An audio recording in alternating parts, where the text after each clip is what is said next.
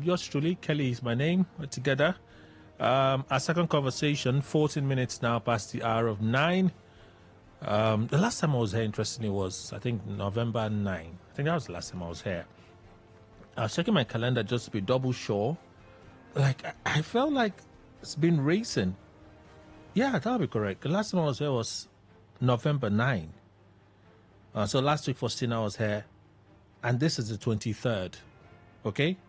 So next Sunday will be the last Sunday in the month of November. And then by the Monday after, we do 1st of December. The year has ended. Like literally, 2025 is ended. A lot to say, a lot has happened. Quite the year. It is unfolding to be quite the year. Well, welcome everyone to the show. So let's begin in no particular order. Just allow you to listen to the item I want you to listen to, share a few things from you, and then we'll get into our conversation proper. Okay? So, this is it. Pastor Mrs. Ibukun Awosika speaking on sharing roles, sharing responsibilities and duties. That's the only thing I'm sharing today. All right, then the second one will be what we'll talk about. Okay? So take a listen. For 53 years in Sunday school, I have observed that our children ministries and Sunday schools, the teachers are predominantly women. Where I am now, I'm the only man among 10 teachers. In most homes, it is the women who teach their children about God. Is it a question of stereotype or men failing in their responsibilities? The reality in church today is that a lot of men have ceded spiritual authority in the home to the women. That's why there are more women in church, praying and interceding for the family. And the man, many men even brag about, my wife is praying for me. No. It's a thing. Now, can we change stereotypes? Yes. For all of you who are leaders, whether leaders of churches or organizations, you make structural, intentional decisions. When you're populating teachers in your children's church, then you assign men and women. Let's start from equal numbers. People might volunteer to do many things. Leadership has the right to redirect assignments. Because you can say to people, okay, I know you're volunteering to be in tape or in this, but I think you'll be good for. If they say, I don't think I can, you say, okay, try it out for 6 months. After 6 months, you get there and you can't do it, come back, let's have a conversation. We have to intentionally reorder the house for what we know is right to do. And then as for prayers, even we as women we do overdo. No, let's be honest. There are many ways that we're so quick to take on responsibility. We don't even leave space for the men to want to, because we over volunteer for things. So at home, if you say to your husband, we want to pray, say, I go and pray. Now you say, no, you can still have prayer time that you pray. But if you know that you are the one that's spiritually stronger, invest time in ensuring that family prayer time is the one that is there. And even though you're the one that is pastor or anything, he's the one that must pray. That way, you get him to begin to feel the sense of his responsibility. Let's reorder the house for all right. So that's Pastor Mrs. Awosika speaking there, not just at the home, but in our places of worship. Okay, it's not going to be that easy, but I think it can be done. It can be done. And then when she gave the solution, try it out for 6 months. If you don't like it, you can do something else. That's a way. Sometimes it's in the doing that they realize that, oh, I really like this. I have a gift in this. I've heard some preachers and motivators will tell you that if you're not sure of what you're supposed to do, that is, you haven't found that place of purpose yet, just put your hand into something. Just keep doing it. In the process of that, you will discover where you're strong and where you're weakest, and then you could eventually redirect. Okay? Rather than do nothing.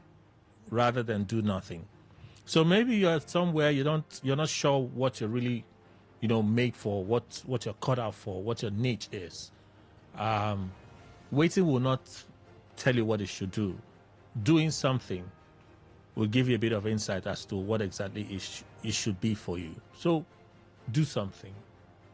Yeah, jobs are not everywhere in Nigeria, but if you can find something to do, just do it.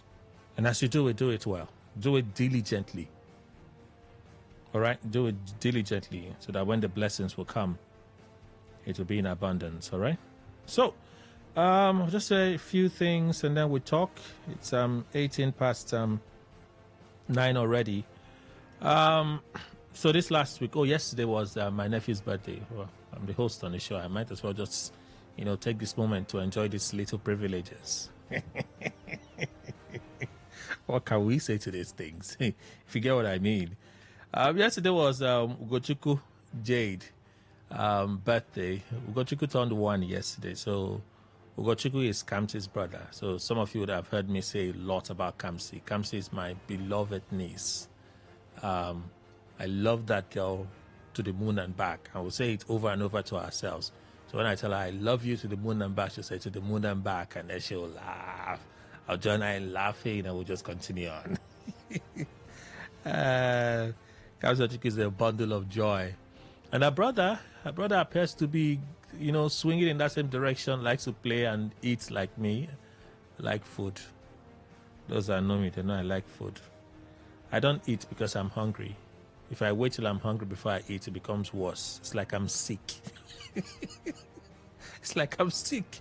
So I don't wait. I just eat. I just see the food I like. I just eat. I do 2-3 things. I don't. What's there to eat? I'm eating something. I'm telling you. So yesterday was Jade's birthday, and they spent some time with us at home, playing, turning the house downside up, which is a beautiful thing.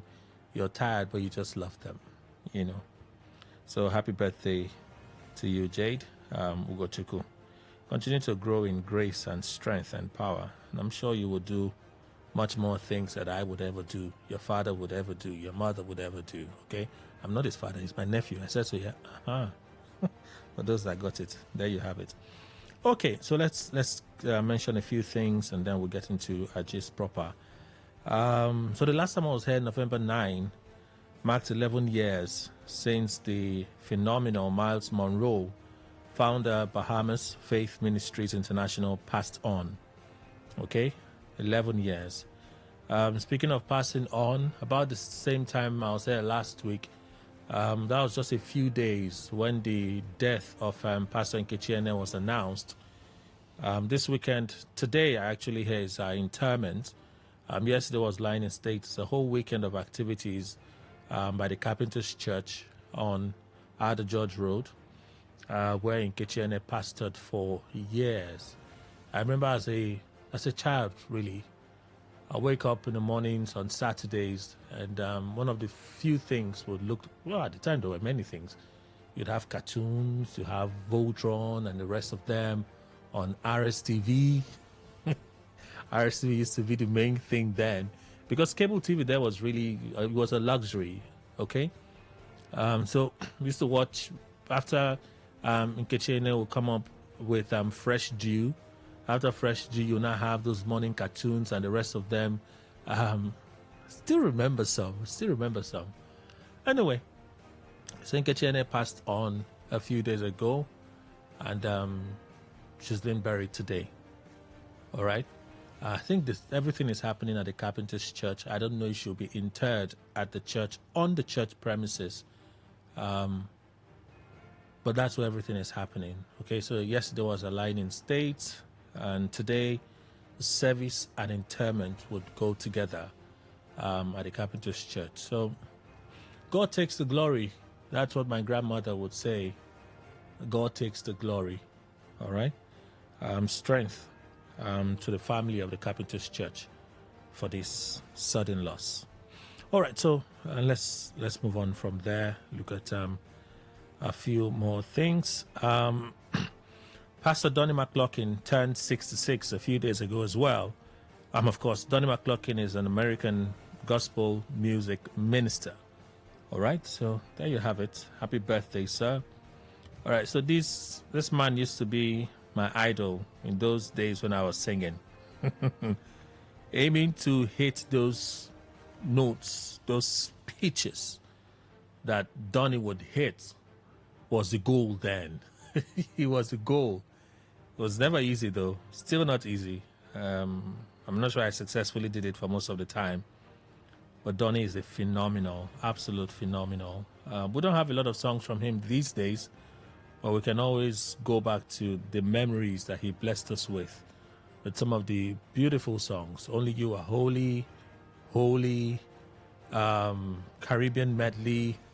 It just goes on and on. There are many songs to his belt. Maybe if I can find one today before we go, I'll share with you.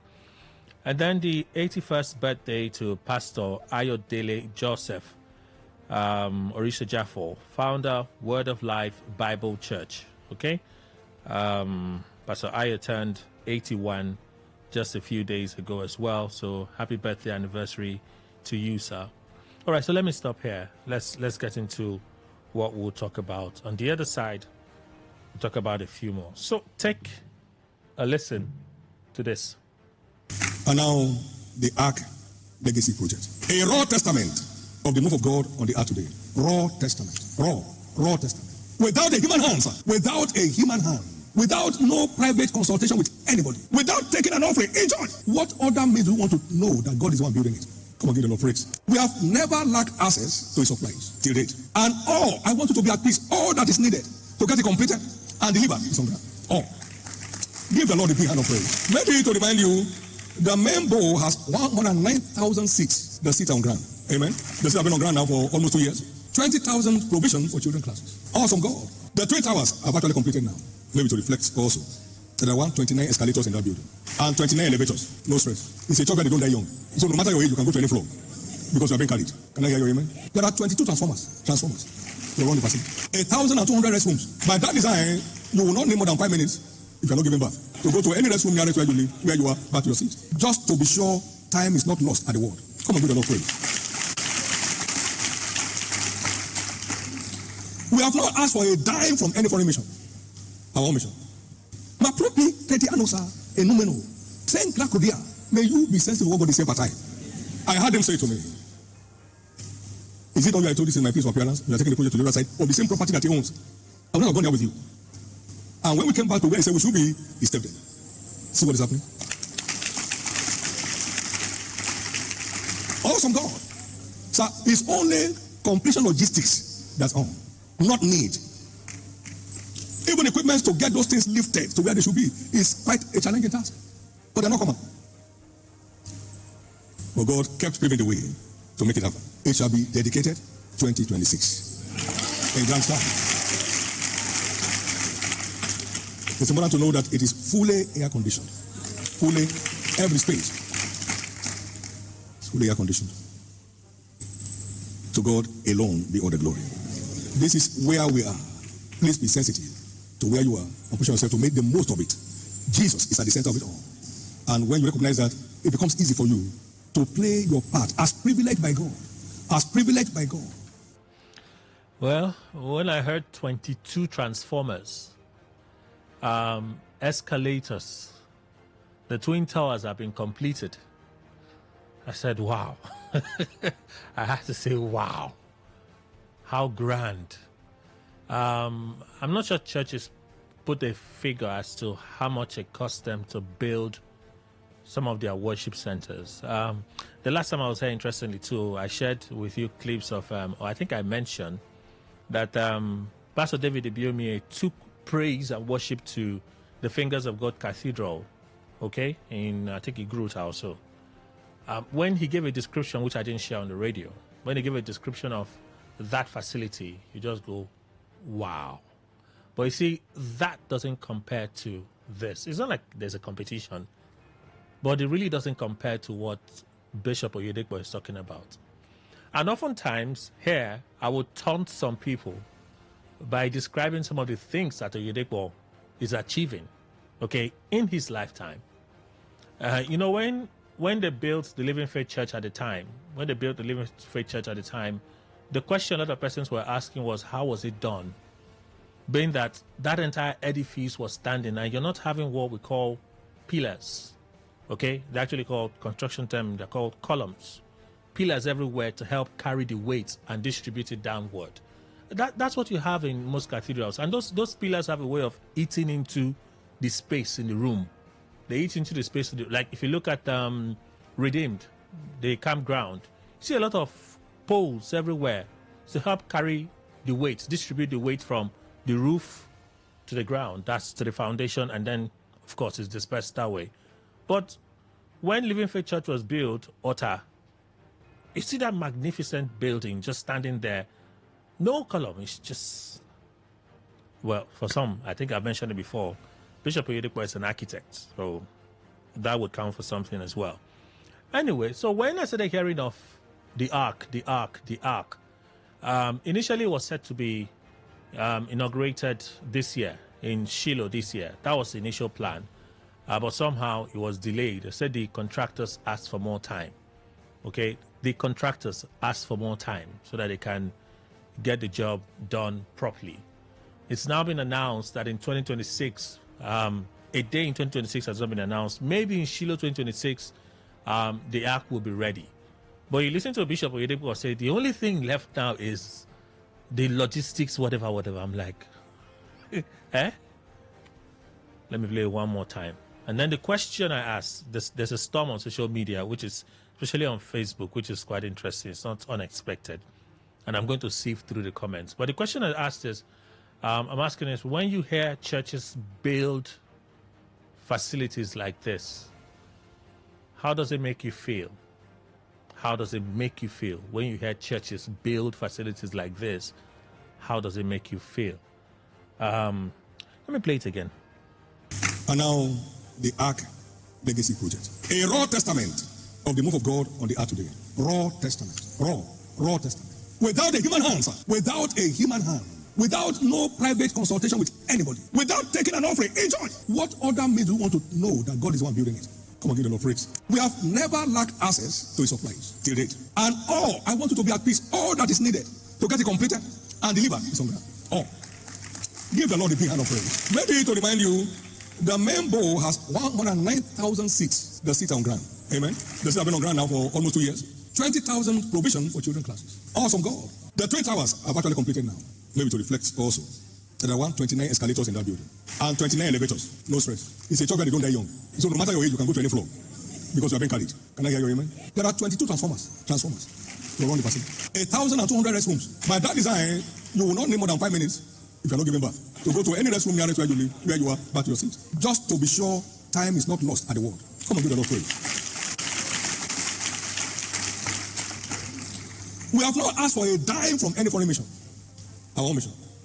Ma propri peti anosa enumeno. Saying Clacodia, may you be sensitive to what God is saying per time.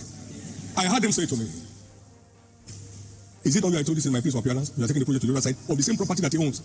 I'm not going there with you. And when we came back to where he said we should be, he stepped in. See what is happening? Awesome God. So it's only completion logistics that's on, not need. Even equipment to get those things lifted to where they should be is quite a challenging task. But they're not common. But God kept paving the way to make it happen. It shall be dedicated 2026 in grand style. It's important to know that it is fully air conditioned. Fully, every space. It's fully air conditioned. To God alone be all the glory. This is where we are. Please be sensitive to where you are and push yourself to make the most of it. Jesus is at the center of it all. And when you recognize that, it becomes easy for you to play your part as privileged by God. As privileged by God. It says completion logistics. And then he said all of these things are done. The ease of moving from one point to another. He said there is no loss of the word in the process. Maybe you need to go and pee. You're not traveling to go and pee. So there is no loss of the word in the process. Well, some of you can tell that I'm excited. I'm not a member of Living Faith Church. Bishop David Oyedepo, I can't even say that he's my spiritual father, but he's one whom I respect a lot. I can tell you one thing for sure. If they allow visitors to come see that facility, I will pay to go and see that facility when it's built. Or when it's done, I will pay to go and see it. Just see it.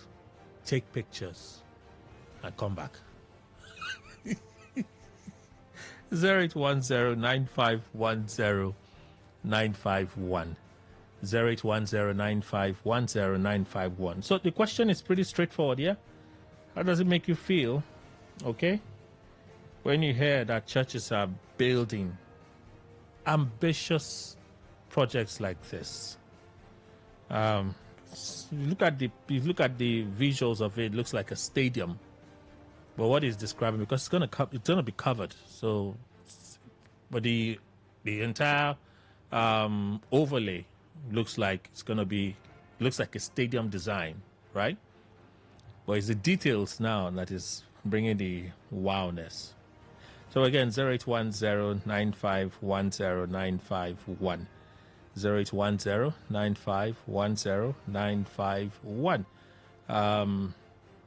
Though that is the number to call to send a message, 0701 9339 962.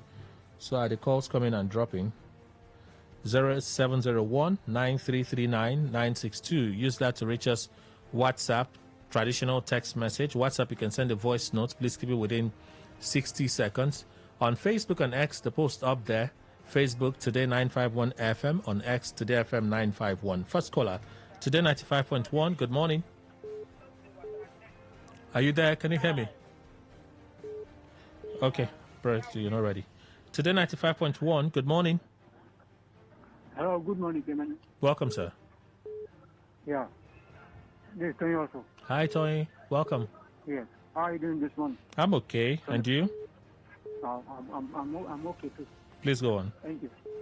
Yes, Kemen may ask a silent question. How do I feel when I see, magnificent education in the church?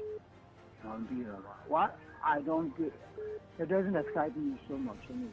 Okay. I see that's a normal thing, in the sense that the churches are meant to, to breed, moral people with ethical values, people who are,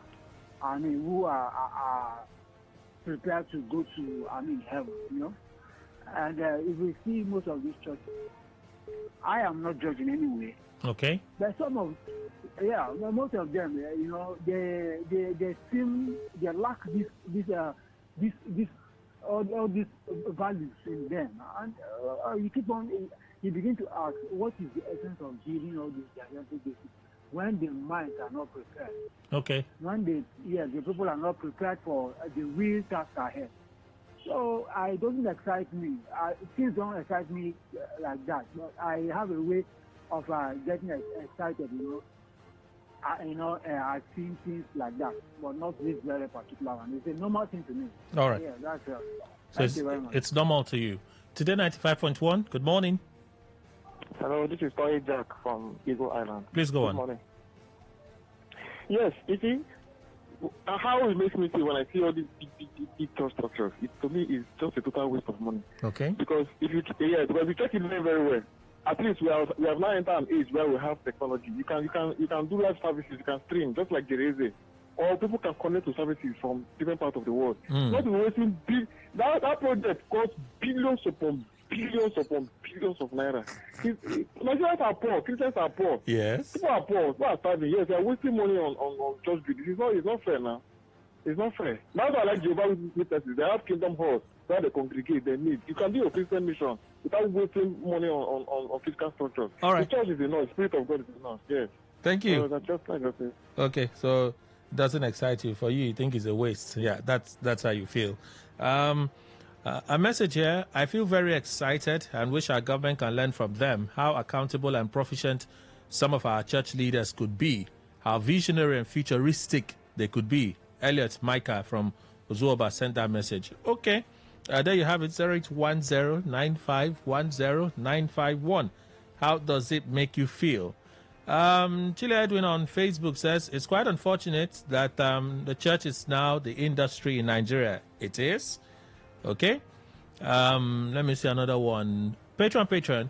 It makes me feel or reminds me that when and where there is unity, not only in churches, anything good, development, and infrastructures are achievable. No meaningful project will be achieved in the absence of unity. Unity referred here doesn't exist without individuals' financial contributions aside mental contributions. Okay, so I know as for explanation, I said, how does it make you feel?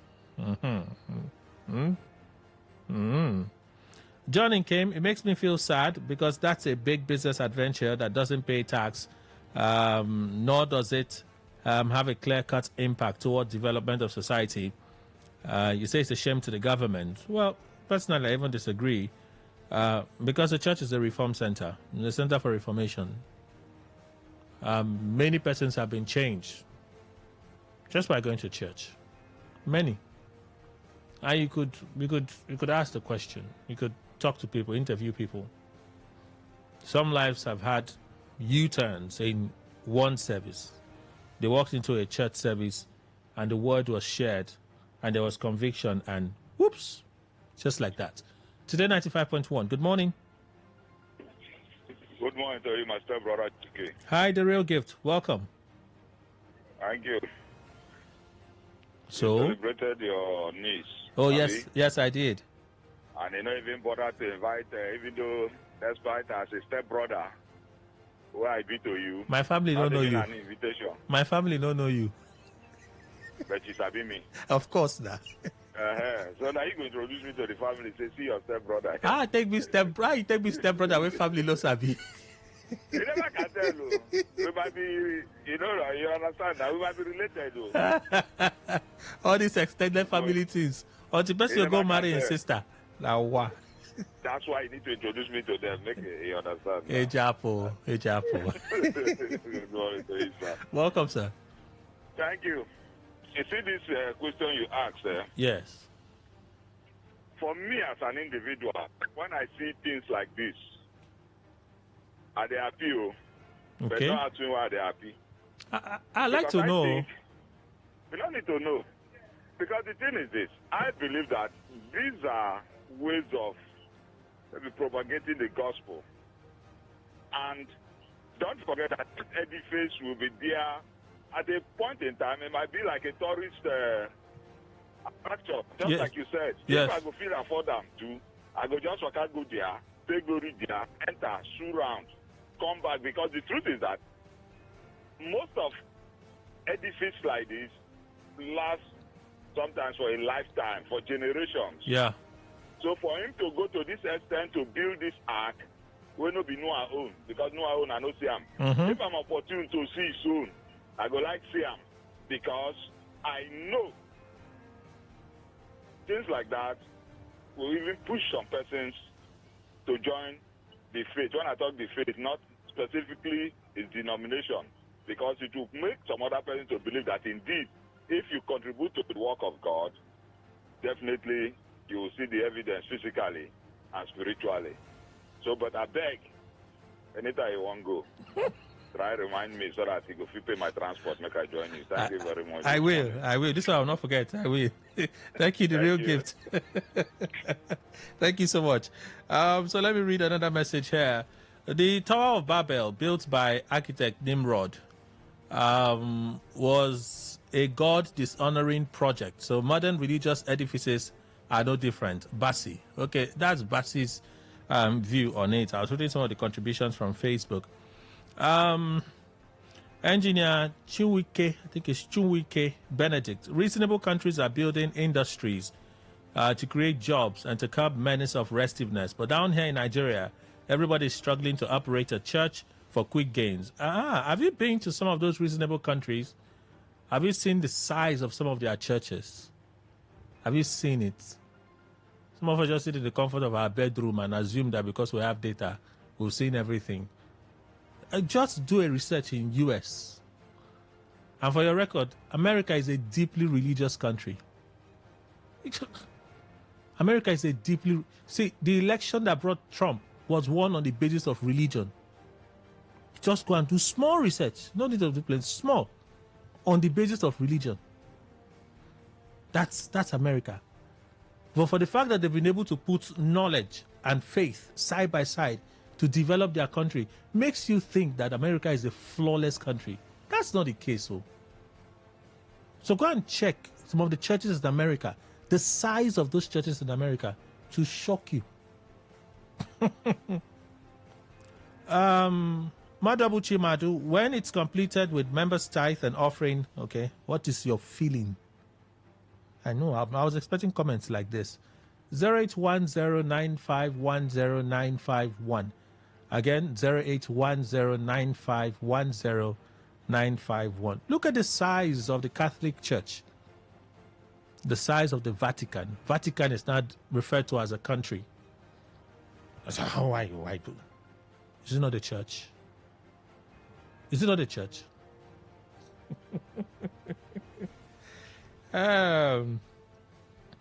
Let me see another one. Today 95.1. Good morning. Kelly the Great. Hi, Dede Henry. Welcome. Good morning, Kelly. Happy Sunday. Happy Sunday. Kelly, honestly speaking, before this your program, not just today, my wish every day has always been to, find the resources, not just finance, not just the monetary aspect alone, the time and every other thing to visit us, to visit the headquarters of Living Faith. winners. Yes.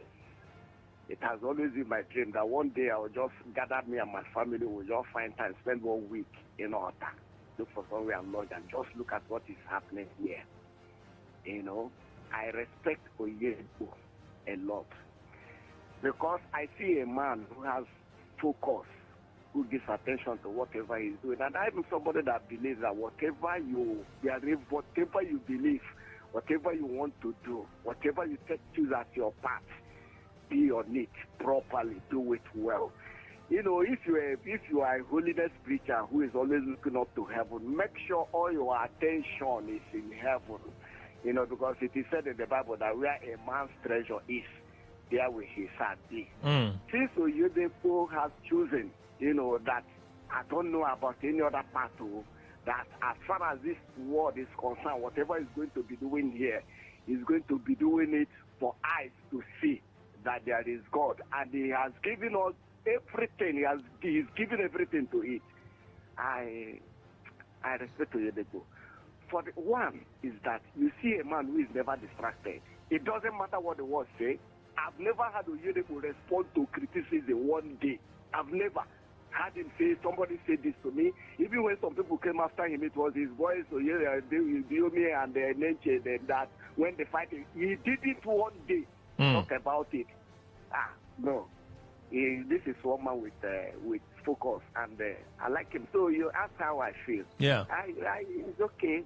I feel good about it. At least the kingdom of God is achieving something here on earth.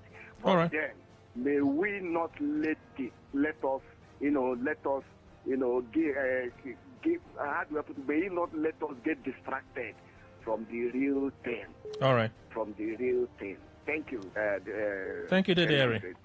Thank you so much. If that is the will of God for such an amazing project, then it's good. But how are the members' welfare? How are they surviving, mostly in this country, Nigeria?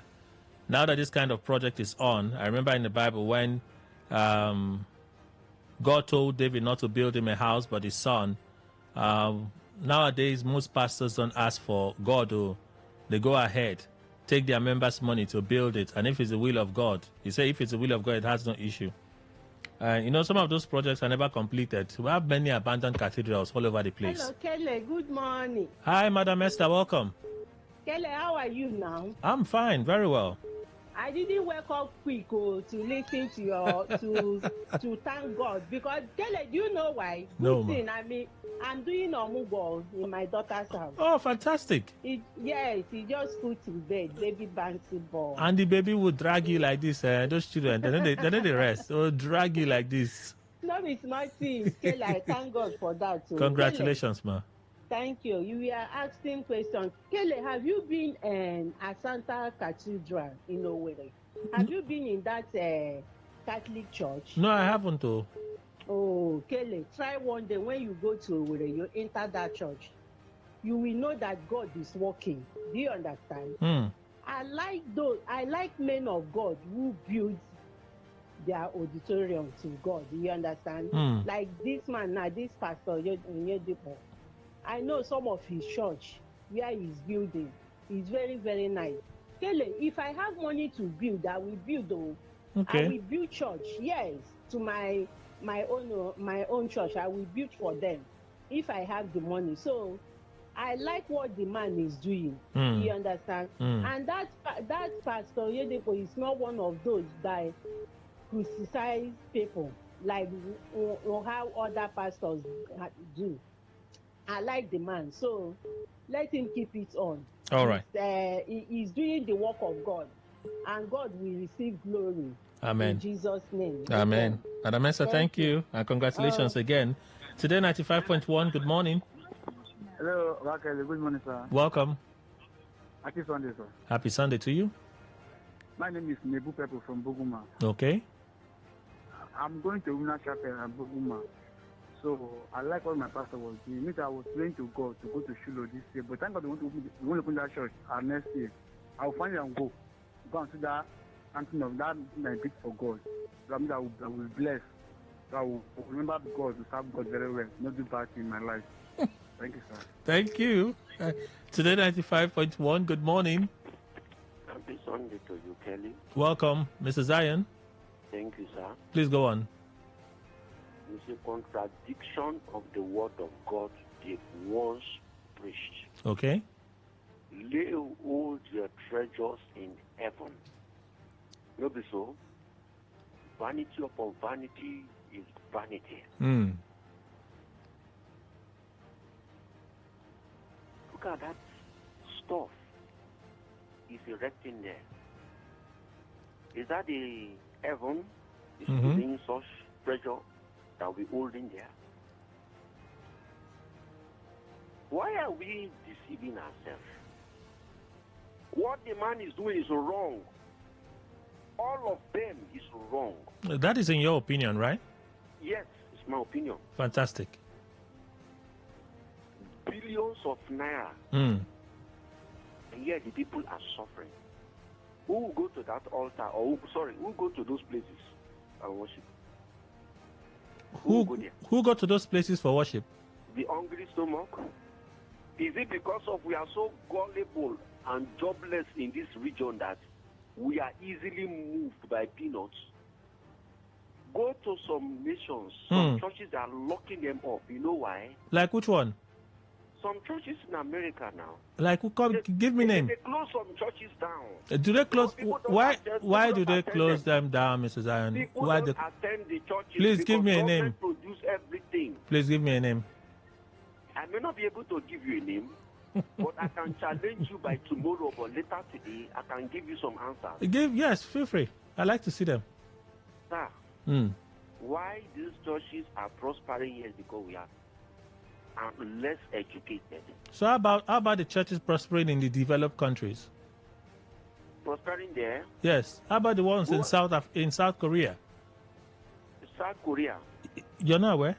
What is the level or the IGP or IGR in South Korea? No, if the ones here are prospering because we are poor and gullible, the ones prospering there with all the education and wealth, why are they prospering? South Korea is not that wealthy, sir. America. How many churches prospering like this one in America? I just told you. Churches are prospering in America. Are you aware? I didn't say don't prosper, but go and check what they are doing. At the end of every service, there is food for people to eat. Mr. Zion. There is a process that the church has placed that protect the interests of the people. Okay, so for you, everything the people so needed are all available. Well, you can't confirm. You can't confirm. This is assumption. Education. Mr. Zion. So for you, it doesn't excite you, no? It doesn't. In fact, it's a beautiful nonsense. Okay, that's for you. Because you are contradicting the word of God. Thank you. Thank you so much, Mr. Zion. Let me read a message here, and then we close. Okay? I think the idea is not just about numbers, but in this case, using what you have to promote a good cause. Meanwhile, I feel inspired. Chimenem Ohaka sent this message. Okay. Well, I feel very excited about it. In fact, like I said, I'll go and visit it again. Contradictions in the Bible, I kind of wonder. David as king, David wanted to build a house for God. David was a mighty warrior. He wanted it so badly to build a house for God. David was the one chosen after God's heart. He pleased God, but he was a man of war. And it's recorded that he had so much blood on his hands. And God said, you can't build for me. Leave it for your son to build for me. And when Solomon built the temple, people came from far. They came not just to see, they came with their gifts to see what Solomon had built for God. It's inside the same Bible. They say when that temple was destroyed and the new one was built, the elders that saw the old temple were not excited, because they knew what Solomon had built then. If the temple wasn't so important, when Jesus was doing ministry, and he got into the temple and saw that they were trading in the temple. That was the first time it's recorded in the Bible that Jesus was angry. He destroyed the things and chased them out of the house of God. Chased them out of the house of God. It's not a place to do business. It's not a place for merchanting. In the Bible. The same Bible, oh. Greatest is not by building house of God, oh. Are you doing what God said we should do on the last day? What are you? I asked you, what do you feel? That's God's ability to attribute. How does it make you feel? I did not ask your opinion about the building. How does it make you feel? The statistics are in the Bible. And see, let me add a third dimension to it. You know how men are in sizes? Their taste. There are some people that when you come and you preach to them about certain things, they'll look at your life. It is your life they use in deciding whether they will listen to you or not.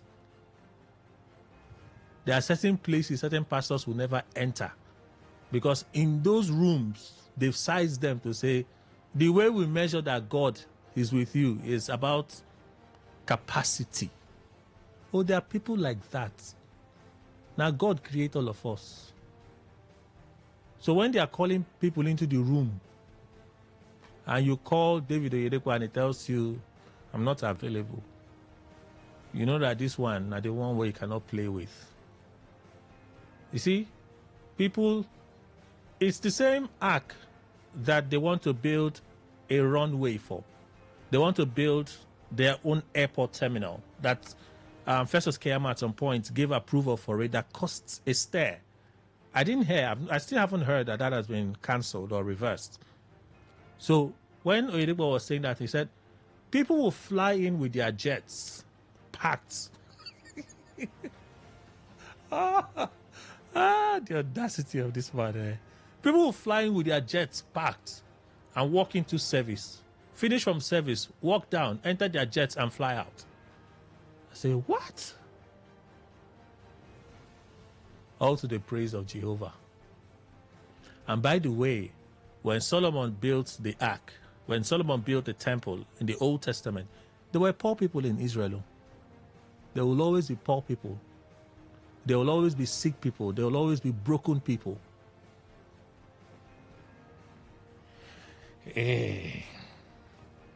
Okay, so Andrew Feinfeld says, waste of resources. It said Joshua, as I went through his account in the Bible, lived a simple life. He waited till the last to receive his own inheritance. Yeah, I just mentioned the case of David. David just wasn't only the man after God's own heart, he was a wealthy king, very wealthy king. Desmond Adibo says, feels good. Christopher Idowu, it's all right. Well, I'd like to have a comment today so that when the blessing go reach me too. It's fantastic. I feel good. I feel excited. I feel happy. The other side, moment of truth. Good morning.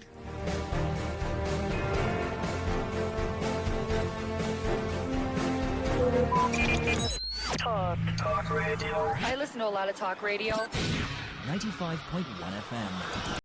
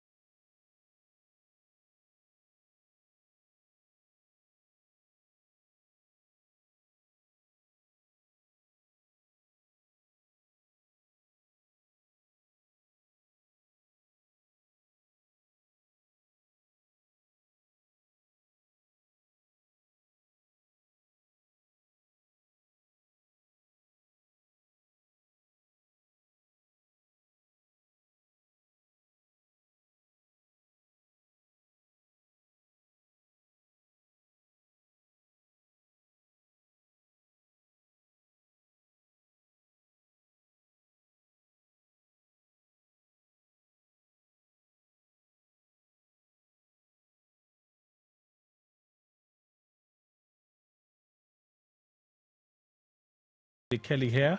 Just before we get into moment of truth, just a few things for you to listen to. Let's begin with this one. You know why the people are depressed? It's not enough. It's not enough. When they get sick and there's so many how they can't do it. It's not enough. Someone came to my house many years ago and he was breathing like going to die. And I said, what's the matter? He wanted to buy something. I said, how much money do you have on your own? He told me, I said, are you breathing like this? You don't die for nothing. He had millions, but he wants several more millions to buy a thing. Covetousness is a plague. It's worse than coronavirus. When it grieves a man, he can't sleep. Volume 20, he won't sleep. What is it? You want to buy an estate? Eh? They'll bury you there. The way you are breathing. No. Relax. He can't see the abundance of health, the abundance of peace, the abundance of children on the right course, the abundance of joy, the abundance of acceptability among the brethren. He can't see anything. For the abundance of all things, Lord, open my eyes to see the abundance of your grace all over me. During COVID-19, they said my wife had HIV. I said, no, not in this body. No. By the time they checked her, because I got a scriptural revelation, the prince of this world came to check me and they found nothing. I said, do the checkup. Do the checkup. Do the checkup. They checked up, they couldn't find anything there. Am I right, Dr. Baminas? He was there. Healing is not for gentlemen. You don't nurse sickness to go. You fight sickness to go. Go for your medical checkup. This week, take a bold step and go there. Tell them, check me up. Check me up. That I did for my wife. When she had that challenge with COVID, said she had COVID. I said, go for the check. Go for the check. Go for the check. They said they couldn't find it again. COVID disappeared. And I must say this to you. I don't want you to misunderstand. A lot of the violence that has been experienced in Nigeria were not caused by Nigerians. Most of that violence was caused by others who came in and were used from outside to do havoc inside Nigeria. Real Nigerians don't kill Nigerians. They may fight, they may war, but they don't go to that extent. That's why you pray for Nigeria. Are you hearing me? Pray for Nigeria continually. Don't stop. Don't stop. Okay, so just today, it's very intentional. There are many things on social media, many things, but these are the set I just want to share today. So we listen to three things. Bishop Oyedepo was speaking on covetousness, and then Bishop David Abioye. First he said HIV, then when you listen, he talked about COVID, and he said HIV, so perhaps an error. And on another ministration, he corrected it to be COVID-19 and not HIV, what his wife had contracted at the time. And then lastly, Pastor Chris Oyakhilome speaking on those perpetrating violence in Nigeria. He says it's not in the nature of Nigerians to do that. Okay? So you listen to those. Pastor Chris Oyakhilome was in Port Harcourt for Night of Bliss. I think that was on Friday. It was a video. Night of Bliss happened on Friday. All right. So a few more things, and then we get into helping someone. A few days ago was the 29th anniversary of Dunamis International Gospel Center. They also have a magnificent facility. Absolutely magnificent. Oh, see the picture here. Oh, my. They call it the Dome. The Dome. Dunamis International Gospel Center is pastored by doctors, pastors, because he's a doctor, his wife is a doctor. All right, both of them are pastoring the church, Paul and Becky Paul Eneche. All right, there you have it, 29 years. Congratulations to them. It's not easy to carry on this mantle for 29 years. And then the 73rd birthday anniversary to Archbishop Nicholas Orogodu Oko, immediate past primate of the Church of Nigerian Anglican Communion. All right, his 73rd birthday anniversary was announced. Also, this past week, Pastor Femi Lazarus, his birthday was equally announced. Before I jump there, the 36th wedding anniversary to Dr. Daniel Kolawole and Pastor Shade Olukoya, that's Mountain of Fire and Miracle Ministries. They say it's Pastor and Pastor Mrs., okay? I think they share birthday. They share the same day, the same date for their birthdays. So, yeah. I think there was this particular year they did a lot of very mushy things on social media. All right, so the 36th wedding anniversary to them. All right. Olukoya, that's the senior pastors of Mountain of Fire and Miracles Ministry. The 71st birthday anniversary was announced of Pastor Tunde Bakare of the Citadel Global Community Church. His birthday, 71st birthday anniversary was announced as well just a few days ago. Let's move from there to, Femi Lazarus, founder of Light Nation. His birthday anniversary was equally announced. He put out a message for the mercy shown in all these years. Thank you, Lord. At some point, he had announced that he was getting off X. He appears to be back now on X. I see many posts now from him on X of late. So, happy birthday, Pastor.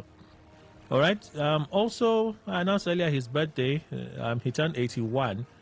Okay. Here also is the anniversary, 38th anniversary to Word of Life Bible Church. That's the church pastored by Papa Ayo Orisha Jaffo. Okay. 38th anniversary. Congratulations to them. I think that's about the last one for today. Yeah, I think that's about the last one for today. That will be correct. So let's help someone, yeah? Let us help someone. Let's see if they can find the answers they are looking for. So I have two stories as usual. So let's begin with the first one. We even put a title to it. I'm caught between my wife and my family, and honestly, I don't know what to do. I'm caught between my wife and my family, and honestly, I don't know what to do. My younger sister went to my wife's shop, picked hair worth 1.5 million naira, and refused to pay. When my wife reported it to my parents, they brushed it off, saying, it's not a big deal after all, it's our son's money. But my wife didn't take it lightly. She went to my family house with a few boys, took their generator and my sister's iPhone 15 Pro Max and told them they had 1 week to return her money or she would come back for more. I tried talking to her, but she stood her ground. She said the only thing she wants to hear is her money. She even told me that if my sister won't pay, then I should pay it myself. What shocks me most is that my wife has always been generous to my family. She's constantly sending gifts and helping out. But this time, she's drawn a hard line. Now I'm stuck in the middle, and I truly don't know what to do. That's story one. Story two. My sister broke up with her husband years ago after rumors that she cheated on him. Recently, I ran into her ex-husband, that is the one that her sister was married to, who is now an entrepreneur. We started seeing each other and I got pregnant for him. My sister and he are divorced and he's completely free to marry whoever he chooses. We're currently living together, though the proper marriage ceremony hasn't been done yet. He has promised to do the needful once I put to bed. I told my parents about the situation and they said he's free since he's no longer married to my sister and besides, they have no child together. But my sister has been telling people that I took a man from her. Even with my pregnancy, she still came to fight me. If not that my husband was around, things could have gone badly. Anyone who is divorced is free to marry whoever they want. Even the Bible says so. She has threatened my life, and I've informed my parents about it. Even though we're sisters, I don't take threats to my life lightly. I also told my husband to take her threats seriously, but he said reporting to the police isn't good since we're related. I would deny her at any time. I did not take her man. They were married for years without a child, and they divorced after constant fights and her alleged cheating. Years later, I met him, and now we're expecting a baby. So which part of this is my fault? And about the threats, don't you think it's time we involved the authorities? Please advise me. So that's story one, story two. 0810-9510-951. Again, 0810-9510-951. For messages, 0701-9339-962, 0701-9339-962. That you can send a message, WhatsApp, traditional text, a voice note. You can use that to get across to us. All right? So let's begin. First caller today, 95.1. Good morning. Kelly, good morning once again. Hi, Madam Esther. Welcome. Kelly, that's the first story you said. See that woman. If it is me, that is what I will do, because this thing is business. Do you understand? Okay. If I want to give them something, I will give them in my house. But once you come to my shop and buy anything, you will pay me. So what I want to advise the woman is that let him just forgive them and listen to his husband. So no, but that right now is the husband that is looking for advice. It's not the wife. The wife says the only solution is they should pay her money. Yes, the man. Let me just say the man. You tell your sister to pay your wife the money, because that is business. Okay. Do you understand?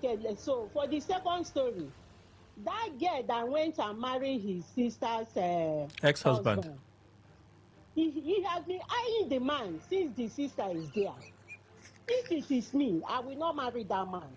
Is there no other men in our side that he will go and marry the man that the sister divorced? But what the sister did, went to go to another man and sleep. It's not good. No, but it's alleged that it was never confirmed that she cheated on him.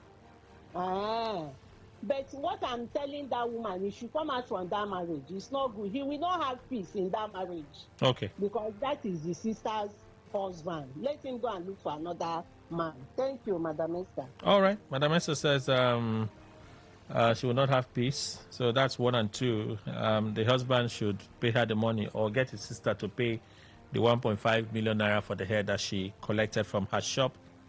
Okay. So 0810-9510-951.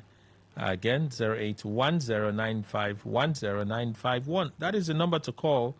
We're helping someone today. So some person sent messages earlier about Conversation for Gospiration. We'll do this call and I'll read some of those messages. Today, 95.1. Good morning. Lady Great, once again, good morning. Hi, Dede Henry. Welcome. The second story, I didn't actually get the first one, but the second story, Kelly. Okay. My sister, now for you. I'm talking to the lady now. She do bad. Sorry? She do bad. Kelly. Sir? Even if the law has nothing against it, where is the place of morality?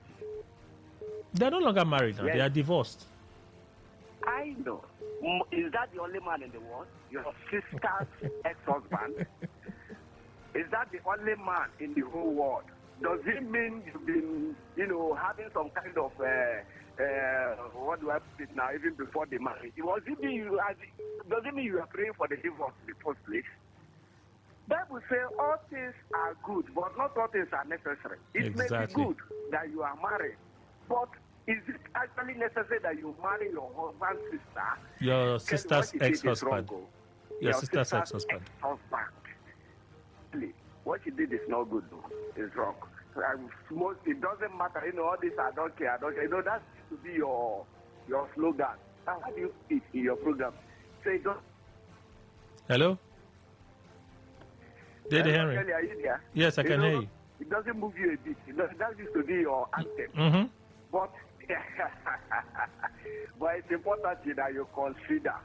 If you consider what may be said about you sometimes, but to let your light so shine that before men, so that they will see it and glorify your Father who is in heaven. So the life of I don't care. It doesn't matter what people say. Especially when it comes to this kind of situation where you are actually morally wrong, then she don't do well. All right. Make she get everything. Thank you, Kelly. All right. Thank you so much, Dede Henry, for reaching out. Okay, so was blinking a moment. We'll take those messages. Okay, so I'm excited for the dome. Okay, we're not talking about the dome now, but this is what he said about the edifice. Michael Newmont. If it is vanity, then don't wear clothes today because clothes are also vanity. Yeah, now wow. Michael Newmont, the parasha. All right, so let's look at this one.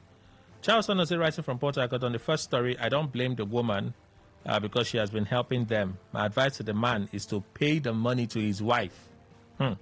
Second story, I blame the elder sister for challenging the younger one. She didn't play her card well. She was caught cheating, and it's very wrong. She should also allow the younger sister to be. Okay.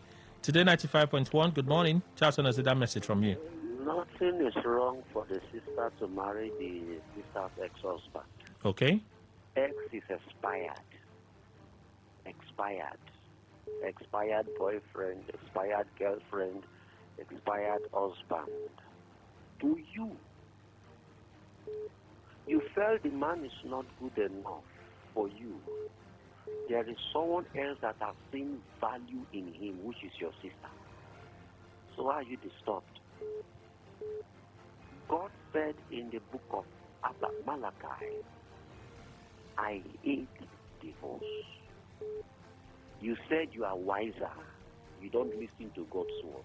So what is your problem? Let him go for the one that values him.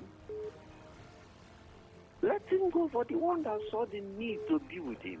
Okay. Why the brouhaha? Why are you concerned? That is why I always tell people, nobody should advise you to divorce your spouse. Don't listen to those voices. Those voices never loved you. Those voices were envious of you. They want to see you cry. They want to see you suffer. The only advice, divorce him, divorce her. Kelly, this younger sister should go ahead with that marriage and be happy. Nothing is wrong with them. Nothing will happen to them. She's not the one that asked her sister to leave the marriage and she went in a sin. So the sister felt she cannot obey God. She felt she cannot respect traditions and culture that frown at divorce. So if the younger sister have seen value in the man that the sister rejected divorce, I celebrate them. I want to encourage her to keep loving that man with everything she has. All right. Don't listen to anybody. Okay. They are envious of you. Okay. She's not regretting. I guess the elder sister is regretting now. Should she? That's why she's coming up with all this. Do you also advise that she takes the threat to the authorities? Of course. Take Okay. the threat to the authority and protect yourself from this your sister that want to cause havoc. Mrs. Zion. The truth is that she has been Mrs. Zion. grounded. Thank you. Yes. Today 95.1, good morning. Hello, good morning. Welcome, sir. I'm Can you turn down the volume on your radio? Yes, sir, I've done that, sir. Please go on. Yes, I want to emphasize on the second one. Okay. That she married her husband. And her sister refuses to give birth her sister's ex-husband. Her sister's ex-husband. Yes. Ex is that, but she didn't give him any child, no? No, they didn't have a child together, no. They didn't have a child. Okay, since they were married. They didn't have a child. She has been using him for a fun, a kind of bad reason. She has been using him for a fun, removing his pregnancies and keeping his money. That's you rather making strong assumptions. No, that is my assumption. But what I'm not saying is this. The sister maybe has found it better that the man maybe is a good man to her sister. And she don't want to go and fall in the hands of the wrong man. So rather, as her sister has left him, so she could apply for him. So it is not a bad thing. The best thing she should do is to go to the police and report her sister. Okay. I don't see any reason why her sister will be fighting her over this. It is wrong of her. She divorced her husband. She has divorced her husband. Okay. She didn't give him a child. And now this her sister that is pregnant for the man. Yes. Why is she so heartless? Why is she not thinking? She just wants to frustrate the man for not giving him a child. And they will be living till monopause. Is that good? not good now. It's not good. Please advise her. Thank you. You have advised her now. Have you not? Today 95.1. Good morning. Hello, Max. Kelly. The man let him look away and settle his wife. Let him. That's for the first story. Hello? For the first story? Yes. Hello? Let him pay his wife. Yeah, are you hearing me? For the first story? Yeah, for the first story. Okay. Let him pay his wife. That's the only way. You should pay her the 1.5 million, yes? Yes, let him pay his wife. Whether he pays from half, or anything I take to pay his wife, let him pay. This is your own business, her own business. Let him pay his wife. Okay. Let that girl leave that man alone. He's not the only man. He's not the only man. This is your own sister ex-husband. So what are you doing with ex-sister ex-husband? Something that affects your sister is supposed to affect you. Why are you going out with the man?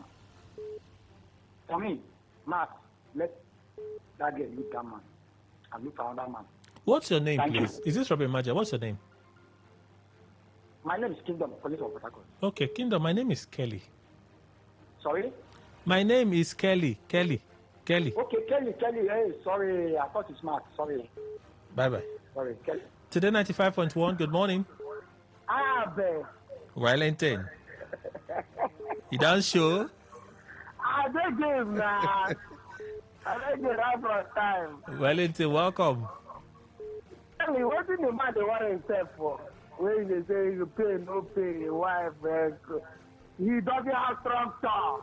What do you mean by doesn't have structure? He What? doesn't have structure. I don't know why, no. Doesn't have structure. How can your sister walk to your wife's shop? She spent 1.something million. You know, Grace, normal. You ask you to go there. Where do you find that? Who is the safe girl there? Who is the safe girl in that shop? I'll start you. I tell my wife to start the safe girl first. You didn't call? Somebody took a good one. You didn't call. My sister, where?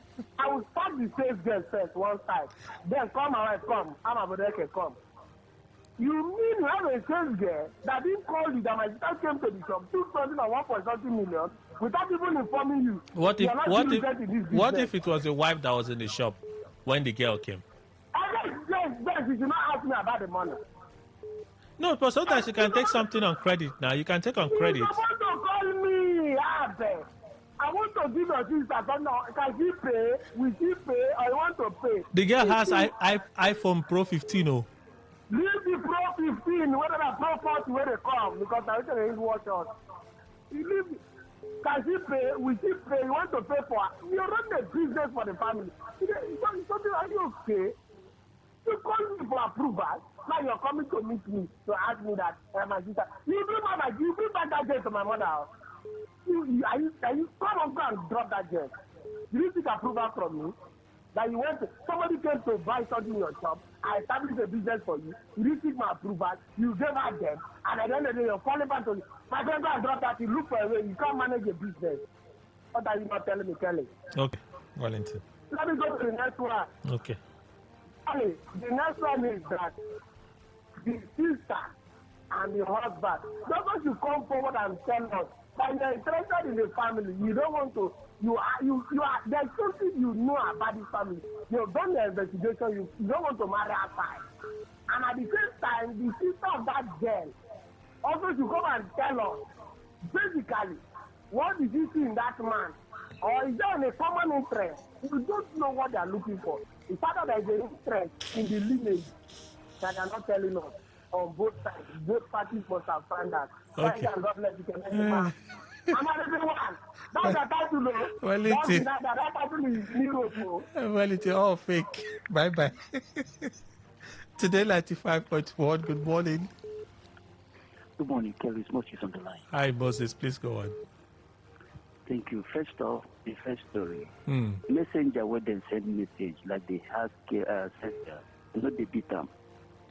Okay. The messenger owner to deliver message. In other words, the house girl is just like, her hands are tied. This is a family thing. That's assuming that it was the house girl that was in the shop or the sales girl in the shop. In an elite kind of thing, let's say elite family, people are quarreling. What is a house help driver's business to put their I don't know if you understand. I do. I don't want to welcome on this, so that doesn't count. But to keep it short, this is what I always talk about. People knowing their job with description and you have front desk, you have human resource and the rest of that.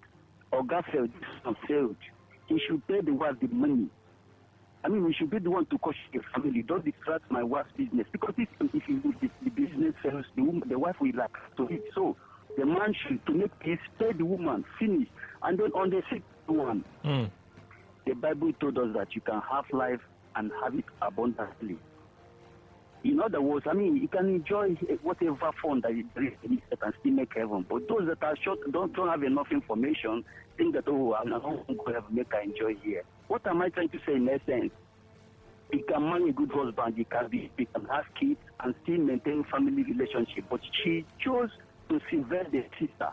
Okay. God is a definite God. We can't continue to make mistakes and think that grace will abound. She made a very huge mistake. If not for anything, I wouldn't advise her because she made her choice. Just like people who choose that, I want to enjoy, I don't want to go to heaven. The quarrel will always be there between she and the sister. And let's face it, you see, it's like the property estate people value property. Just give birth and then we will not truly love her. You don't sever any single relationship at all. Sister, family, in-laws, displease one person to please your person. All right. That is a very wrong one. All right. That's my take on that. Thank you so much, Moses. Today 95.1, good morning. Hello. Good morning. Tony Hosford, welcome. Yeah, thank you, sir. Call back. Yes, we should learn to separate legality from morality. Legally, what the girl did, the lady did by marrying her sister's ex-husband is not bad. That's legally, but morally reprehensible. Okay. Reprehensible. Honestly, it is not palatable to hear. So this part of the world, we seem to throw our culture into the trash can. That's the only problem. Yes, this is not all about culture, but in the part of the world we come from, it's not good. This is just also ex-husband. Yes, they are ex-husband, and they had no child, and they are still out of infidelity and all the rest. But there are so many men out there, and the sister now is feeling jealous, as though you snatch him from her. That is the problem here. She might, there might be so many, thinking coming to her head now. It is not a good thing. She shouldn't have gone into that marriage. Okay. Yeah, she shouldn't have gone into that marriage. Okay. They're not even married yet. They are not married yet. They are just living together. Okay, then she should quit. She's pregnant though. That is the worst. Well, I wouldn't know. Abortion is not a good thing. It is something it is a complicated thing right now. Spiritually, I don't know. I don't really know what to say. All right. But since she's pregnant, she put to bed. Since she's not married, legal married to it, there's nothing binding. The law does not bind her. Even Christianity does not bind her. She should leave the man and go to another person. All right, Tony. Yeah, thank you very much. Thank you for contributing. So let's do two calls, and then we'll read the messages. Everybody's contribution is important, so we have to create the time for that. So I think we can do one more call, and then we'll just go to the messaging portals and read them. Okay, so let me leave the phone line. It was beeping. Okay, I say it now.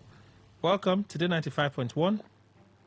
Yeah, good morning, Kelly. Special Douglas. Hi, Special Douglas. Welcome. Please go on. Kelly, this story, Like I told you sometimes, this thing is sometimes somehow too good to be true.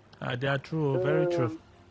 The story about the woman, that's the first story, the woman who is demanding her death. Yes. I stand by that woman. You know, they say you don't mix business with pleasure. You don't go and stool where you eat. That differentiation by the woman does not mean she hates her in-law, but she's trying to make them know and understand that her business relationship with them is quite different from matrimonial relationship, and it's better they understood it that way. So I stand seriously and strongly with her, by her side. I like her. So do you think the husband should pay the money? Nothing concerns the husband. I tell you, the man should cut himself some slack and just rest. Nothing concerns him. He should not even involve himself. But he's the one. He's the one that has complained now. He's the one with the headache. That is my advice to him now. It's not his business because they did not call him as a guarantor. Or is he the collateral to that debt? So but the family, they are saying that is their son's money. So yeah, that is the insinuation now. What if it is the other way around? You know that some families, some homes are being sustained by women. That the women won't speak. There are women who give in-laws money and say, my husband did. Meanwhile, it's our money. Very so true. Women will buy car in the name of the man. So why are they insinuating that it's the husband's money? Even if it is, marriage is a union. It's for two people to become one. Yeah. So nothing is differentiating them. So Kelly, the second story. Yes, please. I feel some people are so shameless in life. Shamelessness has blinded so many people that they get involved in certain things that are just too immoral. Kelly, whether or not the woman is still married to the girl or was married or had children has nothing to do with anything. This is my place. They say your in-law is your relative. This thing is bond. Your in-law automatically becomes your brother or your sister. You by no means can wish any harm to your in-law. Just the way you take your sibling should be the way you take your... So I don't see how there will be any romantic feeling. That means if this relationship or marriage hadn't collapsed, that woman would one day be sleeping with this man unknowingly to his sister. So that woman is shameless, and the man too is shameless. Okay. Shameless in the sense that even the woman is not yet betrothed, she's not married, they've not paid a dime on her head, she started living with the man, and they even got him pregnant. Is shamelessness taken too far? Okay, what will the offspring, the children, be calling her sister?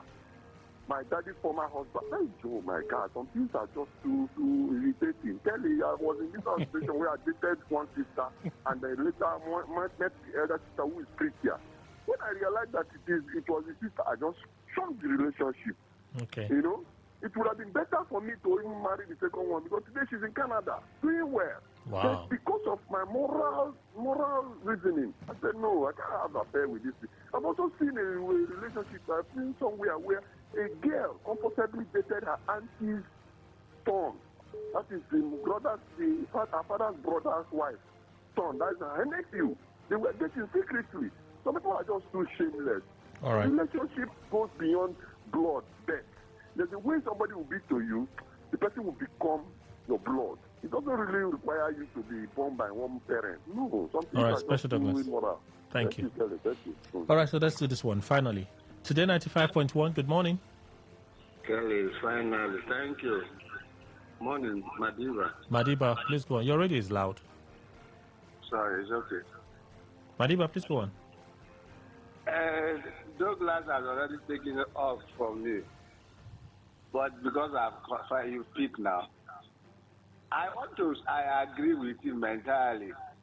And I'd love to say, one, this sister, starting with the second story, the sister possibly knew the man's problem. And sometimes issues like this, people forget that issue of childlessness does not come from the woman alone. And how is he even sure that baby, that one she's claiming to be pregnant, is his baby? Because possibly she knows his problem. And maybe he has been complaining. Because according to what you read, it was alleged that she cheated on him. It was rumored. It was rumor, alleged. He did not catch her red-handed. So possibly we know if it was even a fabricated rumor. Because maybe as a sister, she must maybe had the complaint of the childlessness issue. One, they should do a DNA to be sure he's the owner of that pregnancy. Because it's a shame, except issue whereby it is in agreement with the family to say, okay, this man has been good to us and all that. Okay, if we can't marry again, and it's that. But if the sister is not in agreement, it's an error. She should get away from there. The second story, I also want to agree with Douglas. That will be the first. That will be the first story then. Sorry, the first story. Sorry. Some families, people are not aware that it's a woman that but the lazy relations will keep on saying it's my brother, our brother's brother. If the man is in charge of that family, in order to maintain peace, you would have said, darling, don't worry, I'll pay the money. And one is sister. Next time, don't go and do this is my wife's business. But analyzing this story critically, the woman is the breadwinner internally. Okay. Because to maintain that peace now, she has gone to the family house, carry generator, cause some problem there. It would have immediately caused the because she has equally said if possible, you pay the money. You would have said, okay, I'll pay the money. Look at it, return the generator. And one is sister. But him now coming to take advice that the family should know that he's not in charge financially. It's not. It's the woman. So if he has the money that is in charge, he would have paid. So he should try look for the money, and pay. Or pay, yes, and also one is sister. Maybe she went there in agreement to say I will pay, not by force, as some callers are insinuating, to say who is the house girl, shopkeeper that was there. She didn't possibly take it by force. All right. It was an agreement I will pay later. People do that. And now she has refused to pay. So that's the only way. Oga paid the money, settle the distance, for she to return it. That's it. Thank you, Madiba. Thank you. Thank you so much. Okay, let's read some messages now before we go. Everybody's important. So let's begin with Facebook. Kennedy White, first story. Your wife is absolutely right. You don't joke with people's business in the name of family. Your sister should pay for the hair she collected. She didn't ask if she knew she did not have the money or means with which to pay for the stuff. Only for me, I don't like the thug aspect.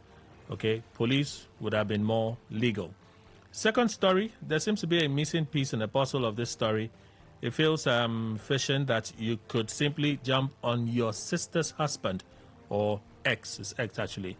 There's something not told here. Were you the one he was cheating on with? Were you happy your sister finally got divorced and left the man of your dreams for you? If I were your sister, I would not even rock the boat. What is hot will sooner than later be cold. Ronald, that message came from Kennedy White, okay? Ronald Onosa, the person that bought her should pay up or lose more belongings. Getting pregnant for your sister's ex-husband is an abomination in many places. Yet if it's fine by your parents, who am I? It certainly wouldn't end well, okay? That's what you said. He said, check Leviticus 18:17-18 for what the Bible says about such a union. Omono puts it this way. So the sister can't get another man, but her sister's cast off. Or she was eyeing the man before he divorced the sister. Haba. No morals again for Waldo. And she is pregnant for the man, and she is wicked. In Edo State, Benin City to be precise, it's an abomination. Them go kill goats and do serious cleansing. Interesting. Flora Edegbe, my friend, I'm not in support of you having anything to do with your sister's husband, ex or not. It's somehow to me. Tony Joe, story one of the things that define a man is to know when to stand for his family against his relations. If your sister has taken food items, I would have said let it go. But taking her worth that amount of money shows wastefulness from your sister. Therefore, your wife is right. Get her money back for her. Tony. A.B. Graham, too, the lady that married her sister's husband, they're not married, they're just cohabiting. It's not a good sister at all. Of all the men, now your sister ex-husband, you see, I don't know how people leave this sort of life decisions. Okay, live with these sort of life decisions. All right, those are some of the contributions on Facebook. Let's leave Facebook now. Let's go to the other channels. Good morning, Kelly, and happy Sunday to you. The lady that went to the brother shop to pick should be able to pay, or the brother should take care of the bill. It's a business, not charity organization. Michael Sunday sent that message. Okay? All right. So let's see this one. Okay, it's quite long. Michael Newmont, let's see. This was Kelly, my friend on Sundays only. That's okay. It doesn't bother me. Did Harry? It doesn't bother me at all. The second story is like asking someone who married his friend's ex if it is right. Kelly, if you find beauty in the eyes of your friend's ex, that's different. Friend's ex is different from, my brother's former wife, ex-wife. It's quite different. Even with a friend's ex, if you're very close to that friend, you'll feel very uncomfortable because, see, I'm just thinking, whether or not our relationship is exclusive of what happened between my friend and her. Even if it's exclusive, like we met years later, like we started connecting, let's say 5 years after the relationship had ended, nobody will believe you. Like, nobody will believe you. So at some point, it's just you go about as not caring. Like, you know that your conscience is clear and you don't need the approval of people. But people would always feel that even while they were in the relationship, you were putting nose, putting finger, and stuff. So it may be innocent, it may be completely clean. But you see, people will never let you go because of the history. That's just the flip side of it. So both the man and the pregnant woman are happy, and if they want to marry and feel comfortable in the family, so be it. Instead of the instead of the cheated ex-wife to feel remorse and go for repentance and getting another husband who will accept you even when you cheated. Well, it's rumored that she cheated. So on the 1.5 million items without paying and still having the audacity to refuse to pay, it's why businesses fail, and the same people who destroy the business with debt will come out to say you squandered the business money. If this woman has jurisdiction of the financial capacity to pay for the item, she should pay for it before the appellant takes it to another level. All right, Michael Newmont, those reactions there. Story 1, let the man ask his sister to pay, or he pays for her, simple. Story 2, the second sister has been eyeing the man. She's doing bad to the first sister. This is Mr. Dennis. Thank you, sir. Okay, this one says I should play Pastor Chris' voice again. Why? I didn't play him again. That time don't pass. Sorry, sir. Good morning, Kelly. For the first story, the woman was right to attempt to recover her money, but the way she went about it was very wrong. She confiscated the lady's phone. That's okay, but not going as far as the family property. That does not belong to her debtor. She ought to have exercised restraint, knowing she's dealing with her in-laws. For the second story, there's absolutely nothing wrong with the sister marrying her sister's ex-husband. What she willingly threw away, her own sister saw the treasure in it and went for it. Simple. Many are the eyes that look, but few are the eyes that see. She should report the threat to her life to the police and take other precautionary measures when dealing with her sister. Women are always doing this. A man they treat like trash, eventually throw away. The moment someone else sees value in that trash, they don't only pick offense, they'll be ready to even kill you. Okay, you can't eat your cake and have it. Don Dafe, you sent that message. Thank you, sir. Morning, Kelly. I give it to that woman. I give thumbs up to that woman that sees those properties, and let the man pay, because if that business crumbles, they are the same people that would say she is lazy. 2, God forbid, I cannot sleep with my sister's ex-husband. This clearly shows you have been eyeing the man. Felicia Okechukwu from Eliozu. Thank you, Felicia, for contributing. Okay, so what I was saying, they will never let you go. The younger sister was in love with the sister's husband from the very day the man came for introduction. Wow. The younger sister planned the cheating of her sister with other men. Let them do proper investigation. If not, it will be war without end. And the sister can do everything to bring her down. The first fight is just the beginning of the war. Okay, there you have it. Okay, Charleston, I read your message already. I think yours was about the first I read this morning. Good morning, Kelly, and happy Sunday. That woman that got married to her sister's ex-husband is really wrong. There is no peace for the wicked, says the word of God. The younger sister is wrong. XX. Opene Emeka from Port Harcourt, you sent that message. All right, I think I've read the contributions from there. Let me come here quickly. Here we go. See a few. All right, let's see. Morning to you, Barry Up Jesus from Port Harcourt. Let the truth be told, that the man, sister that should go and beg her brother's wife and pay the money, small. Lastly, the lady that married her sister's ex-husband, you should know that the law of karma is real. God help us. For the first the story of 1.5 million naira, it not be 150,000. The lady is right. The sister should pay for the hair. For the second story, the lady should inform the authorities. If she can fight a pregnant lady, she probably could kill her. The lady should be careful and never stay alone at home. Even when she's about to give birth, her husband should be around. She should ensure that she keeps her baby away from her sister to avoid regrets. Okay. What's the difference between Kelly and Maxwell? We are different human beings now. Maxwell is Maxwell. I am Kelly. I'm hearing one voice, two men. Well, listen again. The man loves the family and haven't tested the two food and has made his choice eventually. But it all depends on one person. Okay? But if not me, I no go chop that food like that, Mr. Dennis.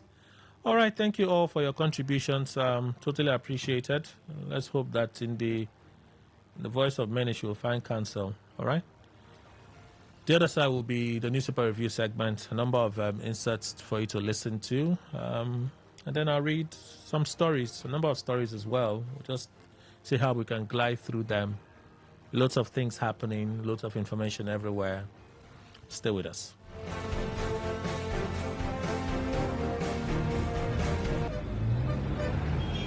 Live from the Garden City of Port Harcourt, Nigeria. This is Today 95.1 FM.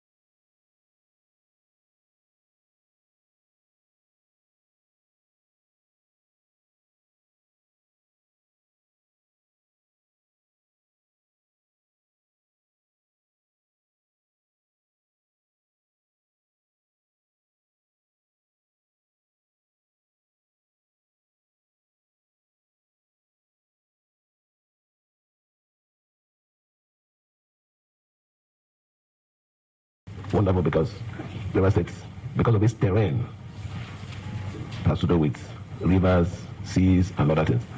And our predominant occupation here is usually fishing and other activities that normally take place in the waterways.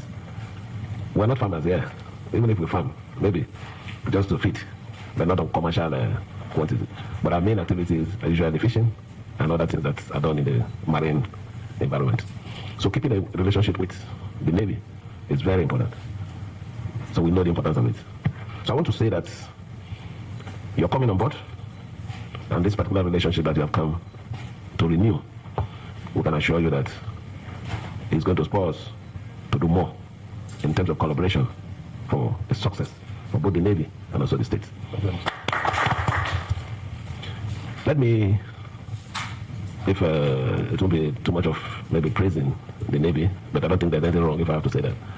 You know, the major problem that we have here, which has to do with the issue of vandalization of our pipeline, and most of these issues are usually in the coastal line, where we have the lines run through the swamps. I can say here proudly that the Navy, in conjunction with other security agencies, have always responded very actively. In most cases, they don't even need to tell me. It is after the operation that is when they can send their report. And this can only be possible because of the wonderful relationship that we have. If the state doesn't protect their assets through the security agencies, definitely the state will also suffer one way or the other. If the level of production drops, in the course of calculation of our own return in terms of the national income, it also drops. So it's a win-win thing for every one of us. Jerry is a disgrace. The whole thing is a disgrace. They're killing people by the thousands. It's a genocide, and I'm really angry about it. And we pay, we give a lot of subsidy to Nigeria. We're going to end up stopping. The government's done nothing. They're very ineffective. They're killing Christians at will. And, until I got involved in it 2 weeks ago, nobody even talked about it. Let me commend the people of Borno State for their steadfastness and commitment to the cause of peace. This has demonstrated through relentless prayers, fasting, and continued support for our gallant troops in the front line, especially of hunters and vigilantes. Indeed, your resilience has been a source of inspiration and strength to me and to the entire administration. As people of faith, we believe our security strategies must be underpinned by prayers. I hereby declare Monday, 24th November 2025, as a statewide day of fasting and prayer for the restoration of peace in Borno State and the country in general. On this day, I call upon every resident of Borno State, regardless of faith, to join in prayer for the lasting peace and prosperity of our beloved state and Nigeria. Consequently, let us therefore devote ourselves to constant prayers, seeking Almighty God's mercy. I also urge the people to use this period to pray for divine protection against evildoers, saboteurs, and all enemies of peace. Finally, let me assure you that we will continue to invest in the welfare of our security forces, support community-based vigilance, and pursue dialogue where possible without compromising the state's integrity or the safety of our people. Schools are generally supposed to close for Christmas in the next 2 weeks, but we cannot take any chances anymore. So this stakeholders meeting is to garner from your experiences before we close all the schools, to share with you the reasons why we must close all our schools, both private, both public, both federal government, both missionary, both Islamic, across the state, primary and secondary most especially. And some tertiary institutions like School of Nursing, in School of Midwifery, in Niger North Central District and Niger East Central District, those that are in vulnerable areas, will also be shutting them down until after Christmas or after New Year. By that time, by the grace of God, we'll have been able to take care of all the ugly security situation across the state and Nigeria at large. We woke up yesterday with a very sad news of the unfortunate incidents of the kidnapping of children of the missionary school in Papiri in our state, Niger State. These incidents will have been avoided. However, it's not a time for blame game. Our mission today is to see how we can rescue these children and all those that have been kidnapped in that incident. As such, we are calling on all the security agencies, civil society organizations, organized labor, clerics, to please focus on the rescue of those children. Nigeria is the only country we have, and Niger State is our state. As such, we must continue as government to protect the lives and properties of our citizens. In this decision, the stakeholders today have decided to close all schools in Niger State. Private, primary and secondary schools, missionary schools, Islamic schools, Federal Government College Mina, all Federal Government colleges as already enumerated by Federal Government of Nigeria. And if there are other schools that are in vulnerable areas, the state government will also close them down. All schools in Niger North will also be closed completely until further notice. So we have declared Christmas holiday for all primary and secondary schools in Niger State. Happy Christmas. Honestly, these figures are not official. We have just been seeing a lot of numbers in the media, but the Department of State Service, the Nigerian Police, and other security agencies are already doing the head count, and by the end of the day, we should have an official figure. The intelligence we have at hand shows that we are almost close to those children, inshallah. Currently, we are deploying a lot of security agencies to cover off and block most of the routes within Kebbi and Zamfara State and neighboring Niger State. Therefore, Your Excellency, we need the cooperation of the communities and the people of Kebbi State. We are here to support you, Your Excellency, and to work closely with your government and the people of Kebbi State. Whether we like it or not, federal government cannot do it alone. State has to participate.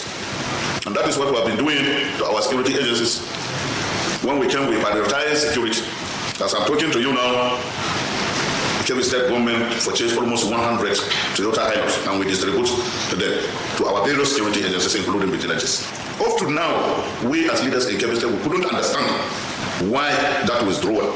At that material time, when an index was being gotten, that there is likely. So, Honorable Minister, I want to thank you for coming. By the special grace of God, they will be returning home safely. You see, when Mr. President, they have done all he can to ensure the safety of all citizens. This is the first time that President will deploy a minister to the Kebbi State. Don't forget, I'm a former governor of Zamfara State, which I have similar crisis during my tenure. We had no presence of the federal government at that time. But today, yesterday, Mr. President directed me from the Kebbi to Kebbi to ensure the release of these children. My colleague Minister Badarutu is coming back because he went for special assignment. When he comes, I believe he will be in Niger State to work together with the state governors to ensure the safety and the release of those children. Therefore, be rest assured that we are working hand in hand with governors to ensure the release of these school children. We have kinetic and non-kinetic approach. Which approach are you using? We are going to use anyone that can secure the release of the children. It will be foolish of us to reject aid in resolving any problem, whether economic, cultural, religious. It is stupid. If there's a possibility of aligning with one another, we should take it. But because I'm ill or I have some difficulties, I will not accept aid from a madman. That's all I'm doing. And my definition of a madman, a woman for that matter, is one who, when he or she says, I'm helping you, is actually complicating your problems for you on so many levels. We know why he's talking. It's because why he's talking about Trump. It's because he doesn't want to criticize. I mean, how do you deal with Nigerians like that? So the problem is on so many levels, including, especially the level of the citizens of this nation. Open your mouth and say, I'm coming to help you, whether you like it or not. And I'm coming with violence from outside, with poor, almost non-existent analysis of the complexities of where the problem is. And you say, I'm coming to help you, and I'm coming with guns blazing. And when we come in, it's going to be fast, vicious, and sweet. Now, is that the language of somebody whose head is correct? So, what else do you want me to say?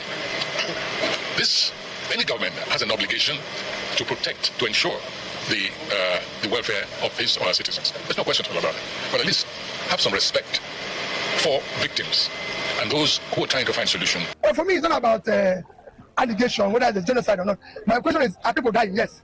So let's deal with people dying. Whatever you call it, yes, government, maybe, we don't want to say genocide.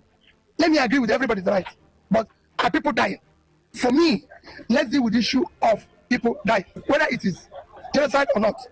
That is for people who have more understanding and maybe who have followed it. My studies have not shown me personally, but what it's shown me is that people are dying.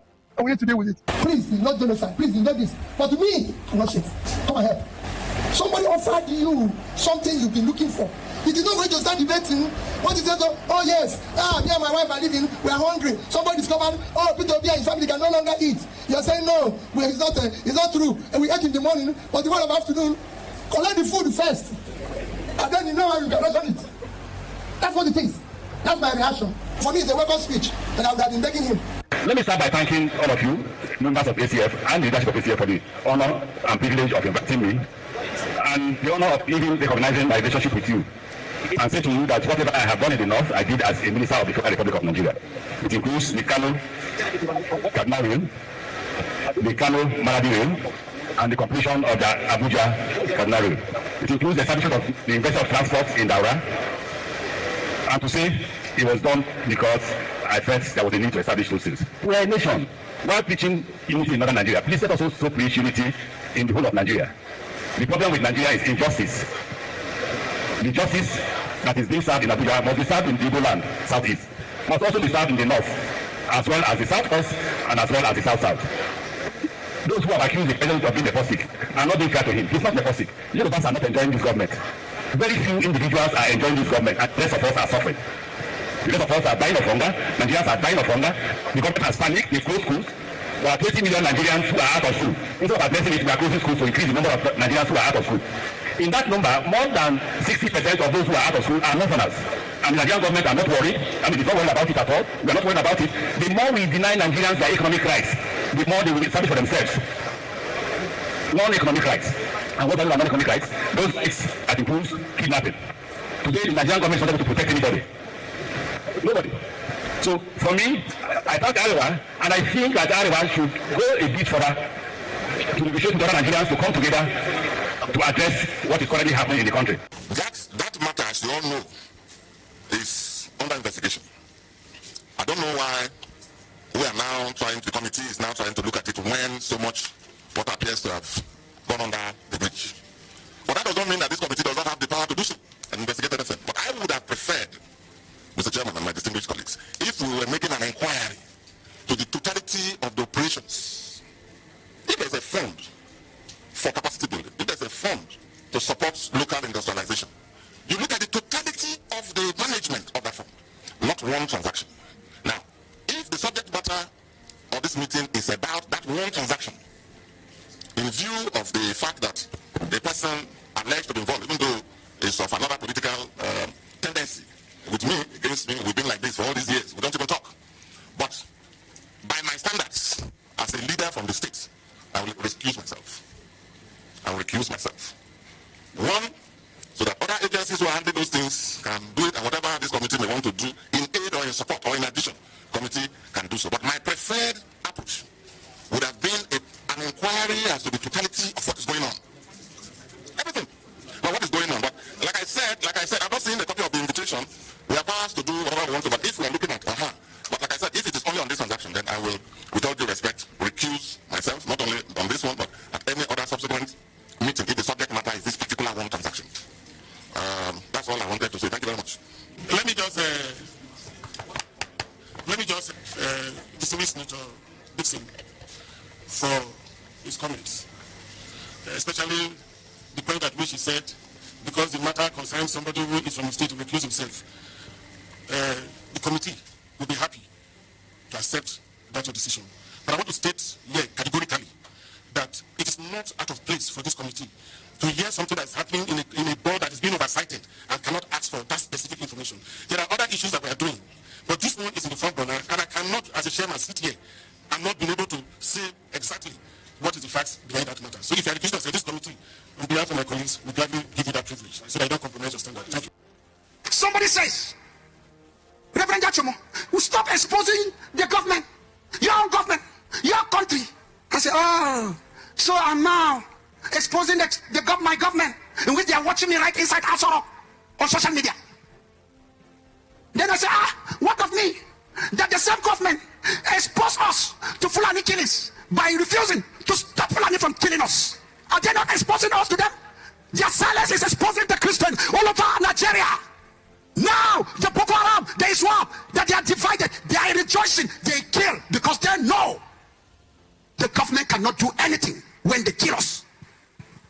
They have exposed us to Islamic terrorists by their silence. Not only silence, they came out publicly and say there's no genocide on Christians. That is another exposure. That we are lying. I was at the graveside from Abuja today.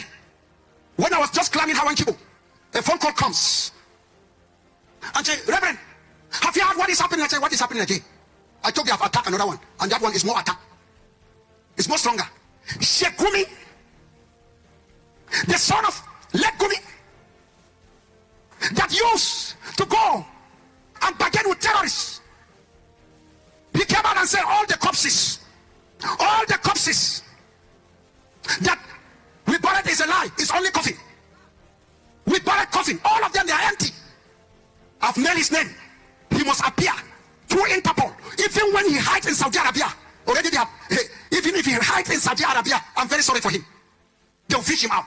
He will appear in the International Criminal Court of the world to come and testify. And I want them to put high delegate together with Minister of Defense, SSS of Nigeria. They must be at the grave. I've told the youth in the village to guard the village, to guard that tomb. Because very soon, they will send their machineries to come and dig the grave in the night and remove evidence. The security men that are working in that village, I said they should help in guiding the village, the tomb, the monument.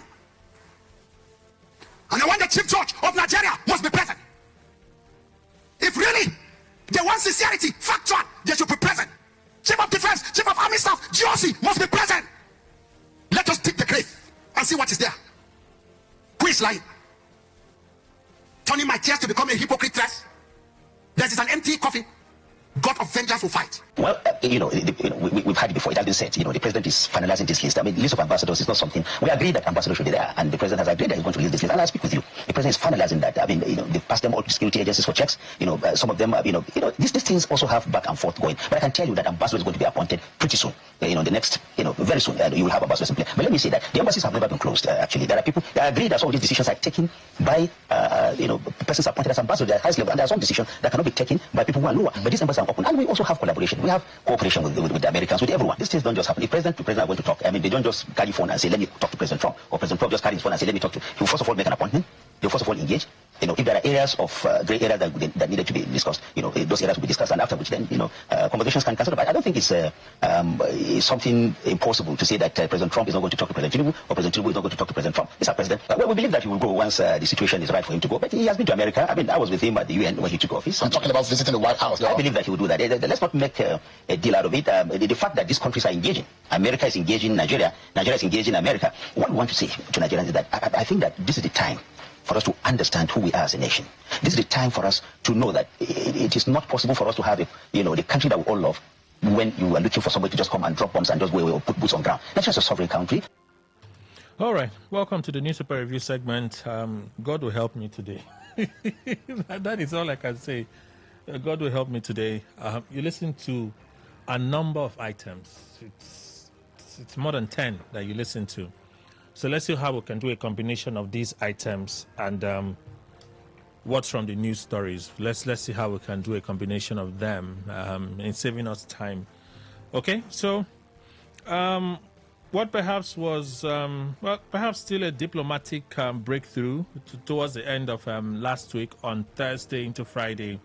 They're hearing news coming out from the U.S. The tone was changing, but between Saturday, late Friday night into Saturday, with the news of the 300 and something students abducted from St. Mary's Catholic School, the narrative is changing again. The tone is changing again. So you listen to Trump speaking there. I think Fox News is responsible for that release, whether he spoke to them privately or somebody just recorded it from the White House, where Trump again stroked Nigeria and described Nigeria as a disgraced nation. So you listen to Trump speak there. You also listen to Governor Fubara, but what's his name again? The delegation led by Nuhu Ribadu, okay, they had the first meeting with Riley Moore, and then they had another meeting with Defense Secretary Hegseth. So after meeting Ribadu, Defense Secretary says U.S. working with Nigeria to end Christian persecution. Pete Hegseth, United States Defense Secretary, says the department is working aggressively with Nigeria to end the alleged persecution of Christians by jihadist groups. Hegseth spoke after a meeting with Nuhu Ribadu, National Security Advisor in the U.S., on Thursday. The meeting took place same day U.S. Congress heard allegations of Christian persecution in Nigeria. Dan Kane, Joint Chiefs Chairman, was also reported to be in attendance at the meeting. Yesterday, I met with Nigeria's National Security Advisor and his team to discuss the horrific violence against Christians in their country, Hegseth wrote on X on Friday.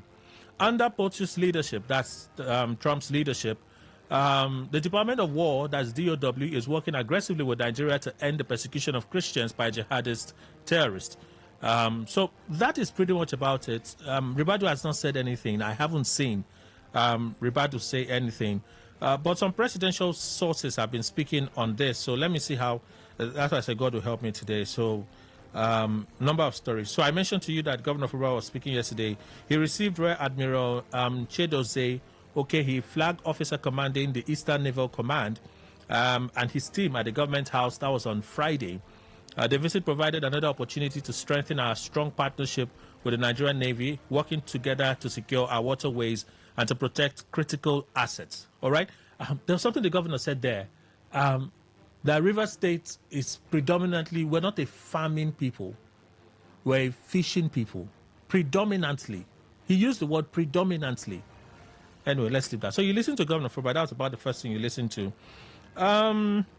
So this story, some of you may have seen it. Bandits demand 3 billion naira ransom for abducted Kwara worshippers.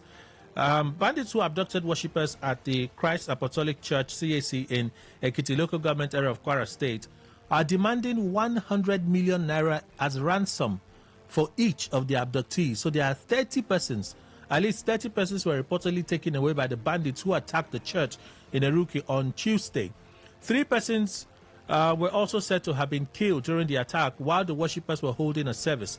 A community leader and Olorieta of Eruku, Chief Olusegun, whose 4 relatives were among the kidnapped victims, said the bandits had started contacting family members. He said he was in a church with 5 of his family members when the incident occurred and said he and one of his wards escaped the attack at about 6:06 p.m. Through the church window. From what we gathered from the kidnappers' camp, the kidnappers have grouped the victims according to their relations and are now calling people through each of the groups. Some people in the community have received calls from the kidnappers demanding 100 million naira for each person, but as regards my own family, I have not received any call concerning them, so I am still waiting. So that's the update coming in from there. We listened to Peter Obi speak on the threat by President Trump. He was speaking the same event. You noticed that it seemed like one was a little different. It was the same location. So one was Obi speaking on stage where he welcomed the intervention of President Trump. All right. Then the other one, after the event, he now joined to ask you about this. And then he mentioned that for him, the issue is that people are dying. It's not about whether it's a genocide or no genocide. But for him, people are dying and there is a need for something to be done. So you listen to Peter Obi speak there this morning. So let's move on from that. There was a press release that the federal government had instructed all schools to shut down. Okay, unity schools to shut down. Well, yesterday came this disclaimer from the Federal Ministry of Education. Basically, the Federal Ministry of Education hereby informs the general public that a message currently circulating on social media platforms alleging that schools nationwide have been directed to close from the 24th of November 2025 is false, misleading, and did not originate from the federal government, the Federal Ministry of Education, or any state Ministry of Education, or any recognized security agency. The public is strongly advised to rely strictly on verified information issued through the following official channels: the federal government, the Federal Ministry of Education, state governments, and State Ministry of Education, recognized security agencies, signed by Borewo Folashade, Director, Press and Public Relations. So they've come out to say it's not true. Peter Obi released a pretty long statement about Nnamdi Kanu's, the judgment of the Federal High Court in the case of Nnamdi Kanu. Let me see if I can quickly race through it. That's why I said God will help me today. At a time like this, the news of Nnamdi Kanu's conviction should compel every well-meaning Nigerian to pause and reflect. This is coming at a time when our beloved nation is facing severe economic hardship, insecurity, and the consequences of poor governance. Rather than reduce tension, the unfortunate development may well only aggravate it. I've always maintained that Nnamdi Kanu should never have been arrested. His arrest, detention, and now conviction represent a failure of leadership and a misunderstanding of the issues at stake. For years, I've consistently argued that dialogue, constructive engagement, and inclusive governance offer the path to lasting peace. Coercion becomes necessary only when reason has been exhausted. In this case, I submit that the reason was not only not exhausted, but was probably not explored at all and not fully explored. The concerns Kanu had raised were not unheard of. The issues for which he demanded solutions were not insoluble. It only required wisdom, empathy, and a willingness to listen. In any functional society which such grievances are met with dialogue and reforms aimed at strengthening unity. The government's approach has only deepened mistrust and created an avoidable distraction at a time when citizens are overwhelmed by harsh economic realities and insecurity. While some may insist that the law has taken its course, leadership often demands more than a strict mechanical application of the law. Nations around the world resort to political solutions, negotiated settlements, and even amnesty when legal processes alone cannot save the broader interest of peace and stability. Nigeria is not an exception. The handling of Kanu's case mirrors the government as a man trapped in a hole, but who, instead of looking for a way out, keeps digging deeper. It worsens not only the government's predicament, but also the nation's collective condition. If we truly desire a new Nigeria, a united, peaceful, and progressive one, our leaders must choose healing over hostility, reconciliation over retaliation, and dialogue over division. Only by addressing grievances with justice, fairness, and compassion can we move forward to a future where every Nigerian feels heard, valued, and safe. My ultimate call at this time, without prejudice to how anyone feels about the decision of the court, is for us to be optimistic for peace and reconciliation, which will come in the end. I am also saying, therefore, or thereby, that the presidency, Council of State, and credible statesmen who love this country and who are interested in cohesion and inclusivity should rise to the occasion for a lasting solution. So that's Peter Obi's statement there. So one of the presidential aides, okay, I was telling you about Texas meeting and stuff. United States has offered to cooperate with Nigeria in combating terrorism. Pentagon spokesman Sean Pennell said Washington was ready to work with Abuja to deter and degrade terrorists. The offer followed a meeting between U.S. Defense Secretary Pete Hegseth and NSA Neil Ribadu. So that's coming from Office of the SA to the President, Olusegun Dada.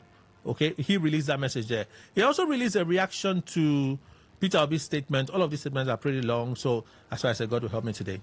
Mr. Obi, your statement is not driven by justice or genuine concern for peace. It is a calculated attempt to politicize national security issue and turning Nnamdi Kanu's conviction into another opportunity for political posturing. What makes your intervention even more troubling are as follows. You have never openly condemned the killings, beheadings, arson, kidnappings, terror carried out by IPOB and ESN. For years, you carefully avoided acknowledging the violence in the southeast. You remained silent while innocent people were murdered.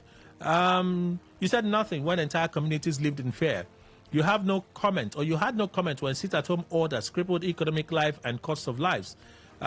You consistently avoided the topic, not until now, when the judgment offers you a chance to score political points. Even in this long statement, you still refuse to mention a single victim of IPOB's violence. Not one. Instead, you paint Kanu as the aggrieved party, while erasing the pain of those whose lives his rhetoric helped destroy. That silence is not neutrality. It is selective empathy, and it exposes the hypocrisy in your take. To say Kanu should never have been arrested without acknowledging the bloodshed linked to his movement is not leadership, it's political calculation. Dragging Nigeria's economic hardship into the discussion is a diversion tactic, an attempt to shift focus away from the carnage and to present Kanu as a symbol rather than a man whose actions had real deadly consequences. Dialogue and political solutions are meaningful only when there is accountability and remorse, not when communities are still bleeding. Putting Nigeria first means standing with victims, not sanitizing the actions of an agitator because it serves a political narrative. Your take does not unite, it does not heal, it does not reflect courage, it reflects convenience, the convenience of speaking only when it benefits you and staying silent when Nigerians are suffering and it is low even for you. Nigeria deserves leaders who tell the truth, not those who remain quiet about violence for years and suddenly find their voice only when it suits them. Well, Olusegun Dada released that statement as well. Okay, so my timeline just moved. Let me quickly do a refreshing. Okay, so it's already 11:36. Okay, so this one coming in from, well, this is a time when if you want to be careful and cautious, you should be. Federal High Court debunks report of attack on Justice Omotosho. Some of you would have seen it and you would have reposted, liked, and so on and so forth. The Federal High Court has dismissed a fake report.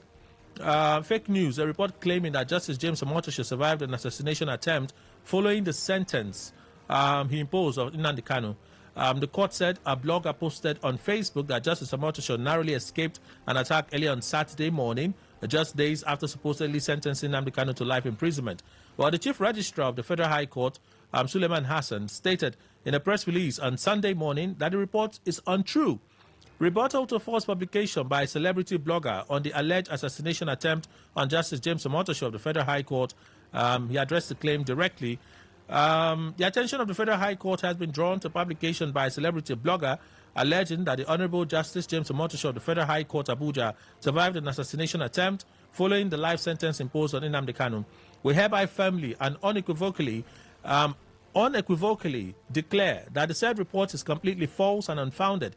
The public is advised to treat this publication as fake news and refrain from further dissemination to prevent the spread of misinformation. Given the gravity of the report, which has the potential to cause panic and undermine confidence in the judicial system, possibly intended as a form of intimidation, we call on relevant security agencies and regulatory authorities to conduct a thorough investigation. There you have it. That's that piece of information there. All right, so those are some of the updates I wanted to share with you. We're going to race through now what's in the papers. As I told you, today God will help me. I tell you for a fact. Okay, so let's go. Daily Post. You listen to Reverend Dachumo make more allegations here, and Daily Post opens with this story. Christian genocide. Nigerian cleric Dachumo's Facebook account deleted. I wonder why and who would have done it. Popular Nigerian and Plateau State cleric Reverend Ezekiel Dachumo's Facebook account has been deleted. Dachumo confirmed the development exclusive to Daily Post on Saturday. When Daily Post contacted the cleric to ask if his Facebook account has been deleted, he simply said, it's true. Tribune. FCT. Police officer killed as police foil kidnap attempt in Buhari. That's in Abuja. It's a detail in this story. I was supposed to read the story on Friday, but let's see. A police operation in the early hours of Wednesday foiled a kidnapping attempt in Guto, a border community in Buhari Area Council, but left one officer dead after a fierce gun battle. This is in Abuja. According to a statement by the Police Public Relations Officer, SP Josephine Ade, the attack occurred around 1:10 a.m. when about 30 heavily armed men stormed the community and attempted to break into a residence to abduct a man and his family. She said operatives from the Buhari Division Surveillance Team and the IGP Special Intervention Squad responded immediately after receiving a distress call. Ade stated that the attackers opened fire upon sighting the responding teams, leading to a gun duel that left 2 of the gunmen neutralized while others escaped. So 28 escaped, that's what it means, into nearby bushes and mountainous terrain. She added that one of the officers sustained a gunshot wound during the confrontation and was rushed to Buhari General Hospital where he was confirmed dead. The FCT Commissioner of Police, CP Miller, praised the officers for their conduct during the operation. Then he extended heartfelt condolences to the family, colleagues, and loved ones of the fallen officer, describing him as a courageous hero who paid the supreme price in line of duty. Let's stop there. But 30 of them, so 28 escaped. So, bandits demand 100 million ransom for abducted Iruku worshippers. So I just read that story for you. So let's roll this one over. Let's roll it. So there are 30, 100 million naira each would amount to 3 billion naira for all of them. Nothing troubles me more than insecurity in Nigeria. President Tinubu. President Bola Ahmed Tinubu on Saturday stated that insecurity troubles him more than anything else in Nigeria, noting that unless trust is rebuilt, security challenges will persist, economic stagnation will deepen, and educational deficit will widen. It was represented by the Speaker of the House of Representatives, Honorable Tajuddin Abbas, where the President spoke at the 25th anniversary Silver Jubilee of the Arewa Consultative Forum, ACF, and the launch of the Forum's Endowment Fund on Saturday in Kaduna. It was at the same forum where Rotimi Amechi made the remarks that he made. It seemed to be on this campaign of calling out the federal government. So he was also invited as a special guest at that event. So it was at that event Amechi made the comments that you listened to this morning. Well, in the president's address titled "A Generation Summoned by a Crisis," President Tinubu said although his administration inherited the security challenges, he's working around the clock to address them with the urgency required. Nothing troubles me more gravely than the security crisis bedeviling Nigeria, especially northern Nigeria. Affliction in any part of the country is a setback for every part. We cannot prosper when one limb of the national body is paralyzed. The layers and sophistication of the security challenges we inherited are daunting. But what should inspire confidence is the urgency with which my administration is pursuing solutions.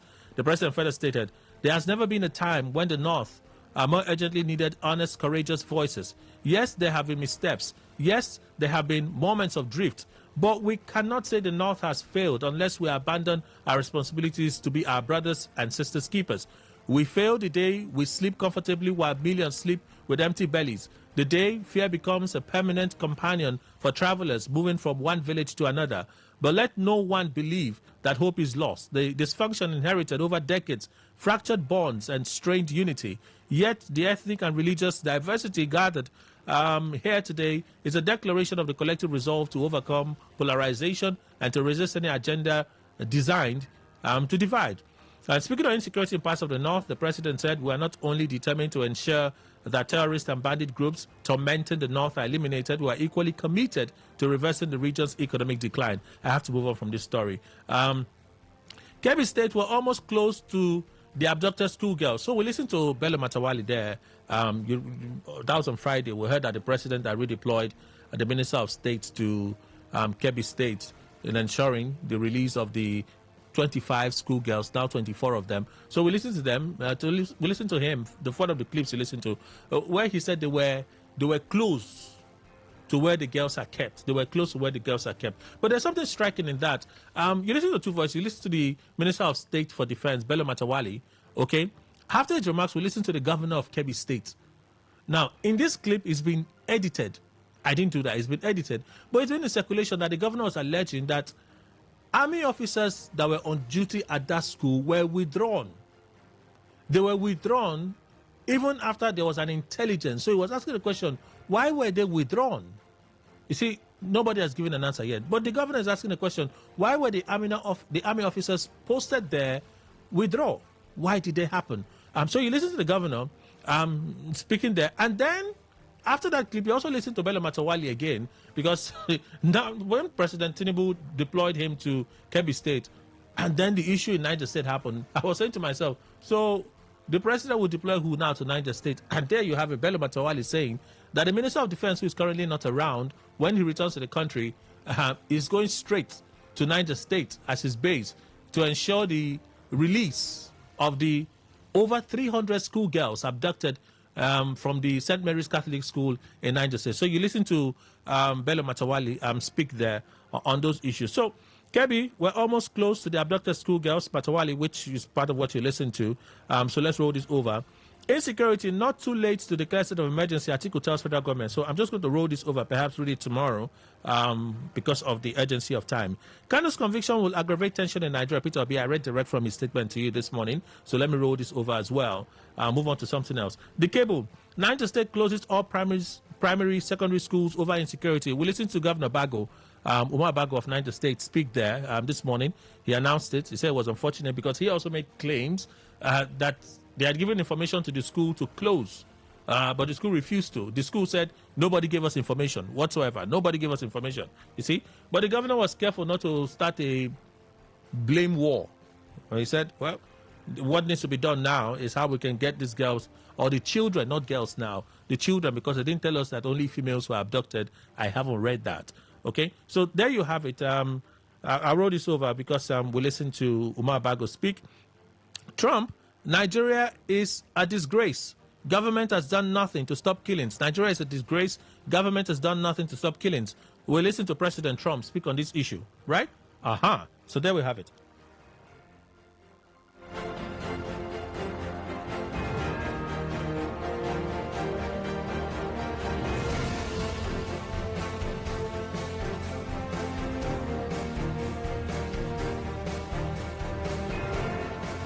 Okay, so let's continue. How many minutes do I have left? Oh, my goodness. We have just about 14 minutes left. So we listen to President Trump speak on this. Like I was saying, just when we're having some kind of breakthrough diplomatically. Speaking of diplomatic breakthrough, they've left it very late in the day. Well, we listened to Mohammed Idris, Minister for Information and National Orientation, announce that the president is now set to appoint his ambassadors, blah, blah, blah. They also asked him, Shea also asked him, why has the president not been to the U.S. all this while? And he says, well, it's not as if people are thinking and so on and so forth. We listen to Mohammed Idris speak there. Senator Dixon speak on, he's part of a Senate committee. They are probing the same agency that the EFCC had alleged that Governor Silva was involved in some kind of financial fleece, right? Financial fleece. It says if that agency is under investigation, it doesn't think it's necessary for the Senate to be investigating it. So he decided to recuse himself. That's get out, because he doesn't want to be in an investigation that is indirectly investigating a former governor of a state that he's a stakeholder. So he has decided to recuse himself. We'll listen to Senator Diri speak there. Governor Oti says he has activated strategy to secure Nnamdi Kanu's release. Alex Oti, Governor of Abia State, says he has activated a strategy aimed at securing the release of Nnamdi Kanu, leader of the proscribed indigenous people of Biafra, IPOB, following his conviction and life sentence by the Federal High Court in Abuja. In a statement on Saturday, Oti said the plan to secure Kanu's freedom has been in place since the early stages of the trial. He said he was happy to inform the public that he had continued to work on the agreed strategy until the objective is achieved. While Mazi Nnamdi Kanu is free to appeal his conviction, I'm happy to inform you that I have activated and will continue to work on the already agreed strategy until his freedom is secured. The poor management of the IPOB issue at the incubation stage, listen to what Oti is saying. The poor management of the IPOB issue at the incubation stage created the problem we have today. Hence, we cannot allow it to linger and create a bigger monstrous situation for us. And then he went on, may I caution politicians who have positioned themselves to play petty and dirty politics with the travails of Mazi Nnamdi Kanu to jettison the idea and rather work with us to secure his freedom. And the governor urged residents of Abia and the wider southeast to remain calm and to avoid statements that could jeopardize diplomatic engagements underway. He said he would continue to work with stakeholders and concerned Nigerians to pursue a political and diplomatic resolution with the federal government. Now, Defense Headquarters dismisses a viral video on compulsory recruitment as false. Nigerian Defense Headquarters has dismissed a viral video purportedly showing Olufemi Oluide, Chief of Defense Staff, saying young Nigerians would be recruited into the army against their will. In a post on X on Saturday, the GSQ described the claim as false. Well, the military described the circulating footage as fake and malicious, noting that the false message attributed to the CDS is capable of portraying the armed forces in bad light.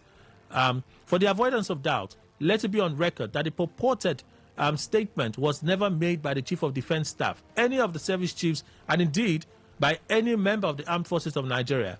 In this age of artificial intelligence, disinformation and malinformation, it is important that care is taken by all to avoid the creation and sharing of fake statements and videos without clearly verifying their source and authenticity.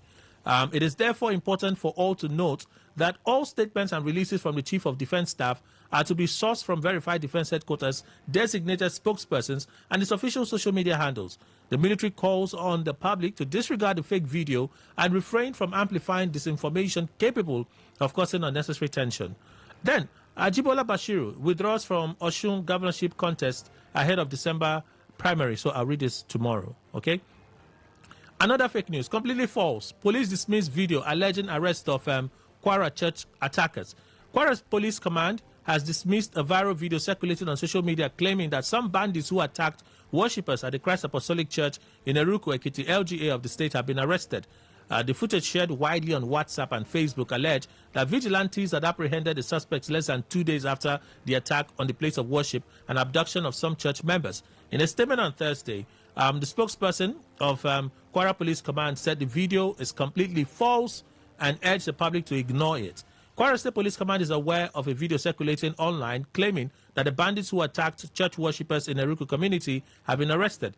This information is completely false and should be disregarded. Spokesperson have said no suspect has been arrested in relation to the attack, noting that security teams are continuing operations to locate the victims. The command wishes to state clearly that no arrest has been made yet in connection with the attack. Security sources or agencies are actively conducting intensified operations in and around Eruku town to track down the perpetrators and to ensure the safe recovery of the abducted victims. Vanguard, Italy's Prime Minister to FG, prosecute those behind attacks on Christians. I'll read this tomorrow. It's madness to help with guns ablazing. Shoika falls Trump's invasion threat. We listened to Wole Soyinka this morning speak on this same issue, right? We did. So let me roll it over. He paid a visit to Governor Hyacinth Alia of Benue State. Prosecuting terrorism financiers is beyond list of names. This is coming from the Minister for Information this morning. So let me see if I can race through this. How many minutes do we have? Oh my goodness, I have to pause here. Otherwise, I won't be able to take reactions from you. So let me just stop here. I told you it's a lot that God will help me. Sweet gist, eh? Chineke. My God. Whatever is left, we'll move it to tomorrow. Let me take few reactions before we go. In fact, this one will make it 30 seconds. After all, we know the talk since morning now. We know the talk since morning. 30 seconds. 08109510951. Again, 08109510951. See, don't greet me. Just go straight to it. We are looking for time. Just go straight. Just tell us. We move. Time no day. Here we go. Today 95.1. Good morning. Please go on. Yeah, Kenny, I wonder what Obi was asked when he was responding about killing or no killing. It is not in doubt that there are killings. The question is, who were killed? The only Christians or Muslims? We just beating around the bush because of the president. I agree with Olusegun Dada that Obi is just not making any point. That is why I will think Alex Oti will be the best person to come out as president in the Southeast. Listen to what he says. It is fashioning a way for the release of Nnamdi Kanu. Know that he does not know that Nnamdi Kanu is wrong. Special Douglas. Thank you. Today 95.1. Good morning. Morning, Kelly. This is Nelson calling you from Igrita. Please go on. My own contribution is if the governance is to protect life and property, but our government is there saving money and not saving life. If they can channel this energy of endorsement to protect health, it will be better against our ambition for 2027. Okay, suppose that is your contribution. Today 95.1. Good morning. Dede Henry, please go on. Yeah, because every wise and mature person chooses when is the right time for him to speak on any issue. No matured man talks anytime from beginning to the morning to the end. If Obi has chosen to talk about Nnamdi Kanu's whatever right now, it's the most appropriate time for him. So nobody's supposed to bring to the studies of why he hasn't spoken since or why he's speaking today. All right. This is when he is choosing to. Thank you. Two more calls. Today 95.1. Good morning. Hello, Mr. Kelly. Good morning. Welcome. Please go on. Happy Sunday to you. Yeah, my name is Kingsley, calling from Obogoro. A statement of Obi concerning a U.S. intervention about Nigeria security. Yes, don't like, as I always say, I'm not even interested in whether Christian or Muslim genocide. What I'm interested in is Nigerians dying. Okay. The answer is yes. 30 seconds. Today 95.1. Good morning. Good morning. Kelly. My name is Engineer Brad. I'm calling from people. You see what is happening in the country. What the Boko Haram are doing. Is it good? I'm asking you. Let them release Madonna and Kano. Let them release them. Oh, clearly you need breakfast, so go have breakfast. It's just unfortunate how Nigeria is gradually tilting to a failed state. Practically, there's no good news for the past 1 month. Amid all the ugly incidents, politicians are gallivanting, very shameless leaders. Michael Sunday, you sent this message. I agree with President Trump. He said Nigeria is a disgraced country, especially under the administration of President Bola Tinubu, because we have great natural resources, but our leaders are wasting the blessings of God. Brighton from Woji, you sent that message. Thank you. I pity you today. After reacting to the voice note, we will also react to the ones you are reading. By the way, didn't we hear Wike's voice today? For me, Trump is wasting time to launch an attack on the terrorists, and Nigerians should not be afraid of Trump's speech. Michael Newmont, thank you. I think I tried to manage, but of course I couldn't read all the stories. In fact, I had to add more stories. That's why I couldn't read some of the other stories. Melody Unipod, I stand with Peter Obi. Imprisonment can never solve the problem. If the biblical Daniel can become friends with the lions in the lion's den, Nnamdi Kanu shall make disciples even in Sokoto prison. All right, thank you for reaching out. Two more from here, and then we move. Once again, shutting down schools in northern Nigeria, the only way to stop the kidnapping going on there. Is this not a sign that both state and federal government have failed woefully to protect lives and properties? Thank God, ability at Twibu. More messages are dropping. This is the last one I can take. Sorry, eh? I congratulate Nigerians because the one thing that troubles them is the same thing that gives our beloved president sleepless nights. So, with this cheering news, I urge Nigerians to go and sleep with their two eyes closed because all is now well.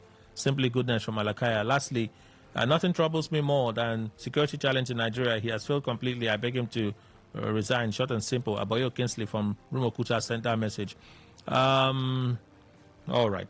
Friday Olo, no. Thank God ability at table. Friday Olo from Uniport. The Islamic jihadists are indeed certainly winning the war against Western education. Okay, what are you reacting to exactly? I'm trying to figure it out. Thank you. That's our show, everyone. Kelly Kemenjima is my name. The news, world news at noon, just around the corner. Good morning.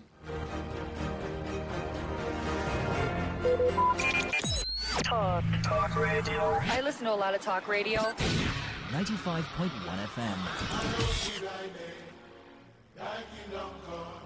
The one who answers prayer is your name.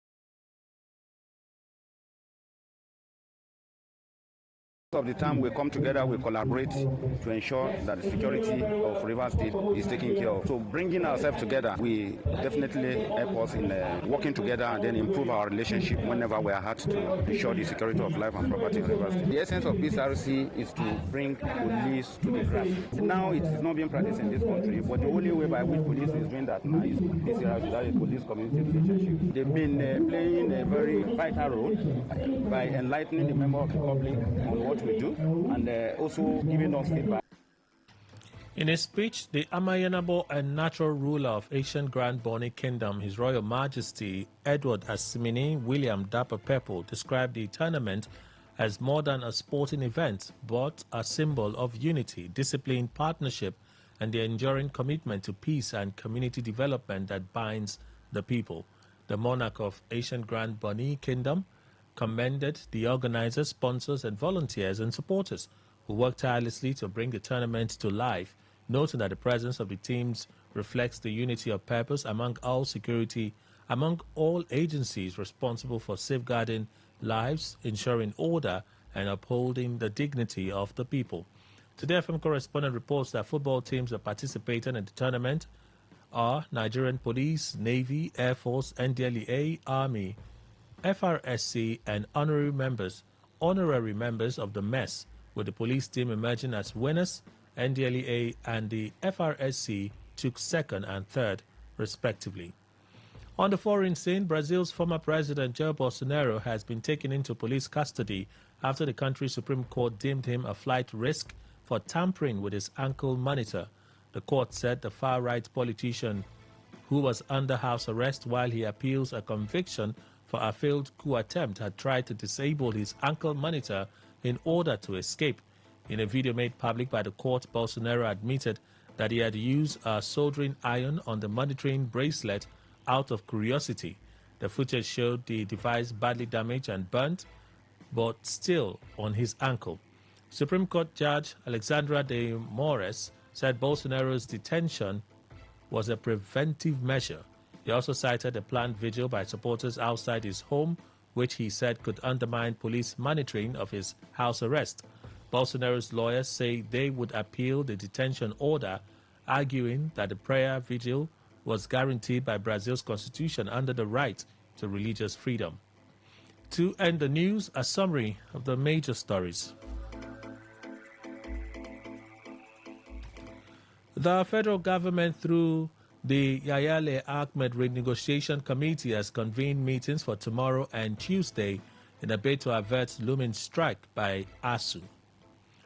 The Federal High Court has dismissed reports claiming that Justice Omotosho survived an assassination attempt following the life sentence allegedly imposed on Nnamdi Kanu.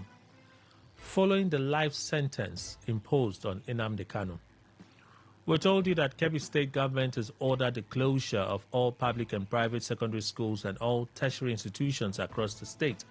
On the foreign scene, you heard that Brazil's former president Bolsonaro has been taken into police custody after the country's Supreme Court deemed him a flight risk for tampering with his ankle monitor. And that's the news. It's edited by Sandra Kenneth. For comments and inquiries, please call 0818-389-2850. Or send your mails to news@todayfmlive.com. Read our stories on our websites, www.todayfmlive.com. Follow us on Facebook, watch us live on YouTube at Today951FM, whereas on X and Instagram, we're at TodayFM951. Good afternoon. Thank you for your time. Unleash the power of the airwaves with the ultimate radio experience. Tune in to Today 95.1 FM, the voice of the people. Don't just listen, immerse yourself. That is 100% true.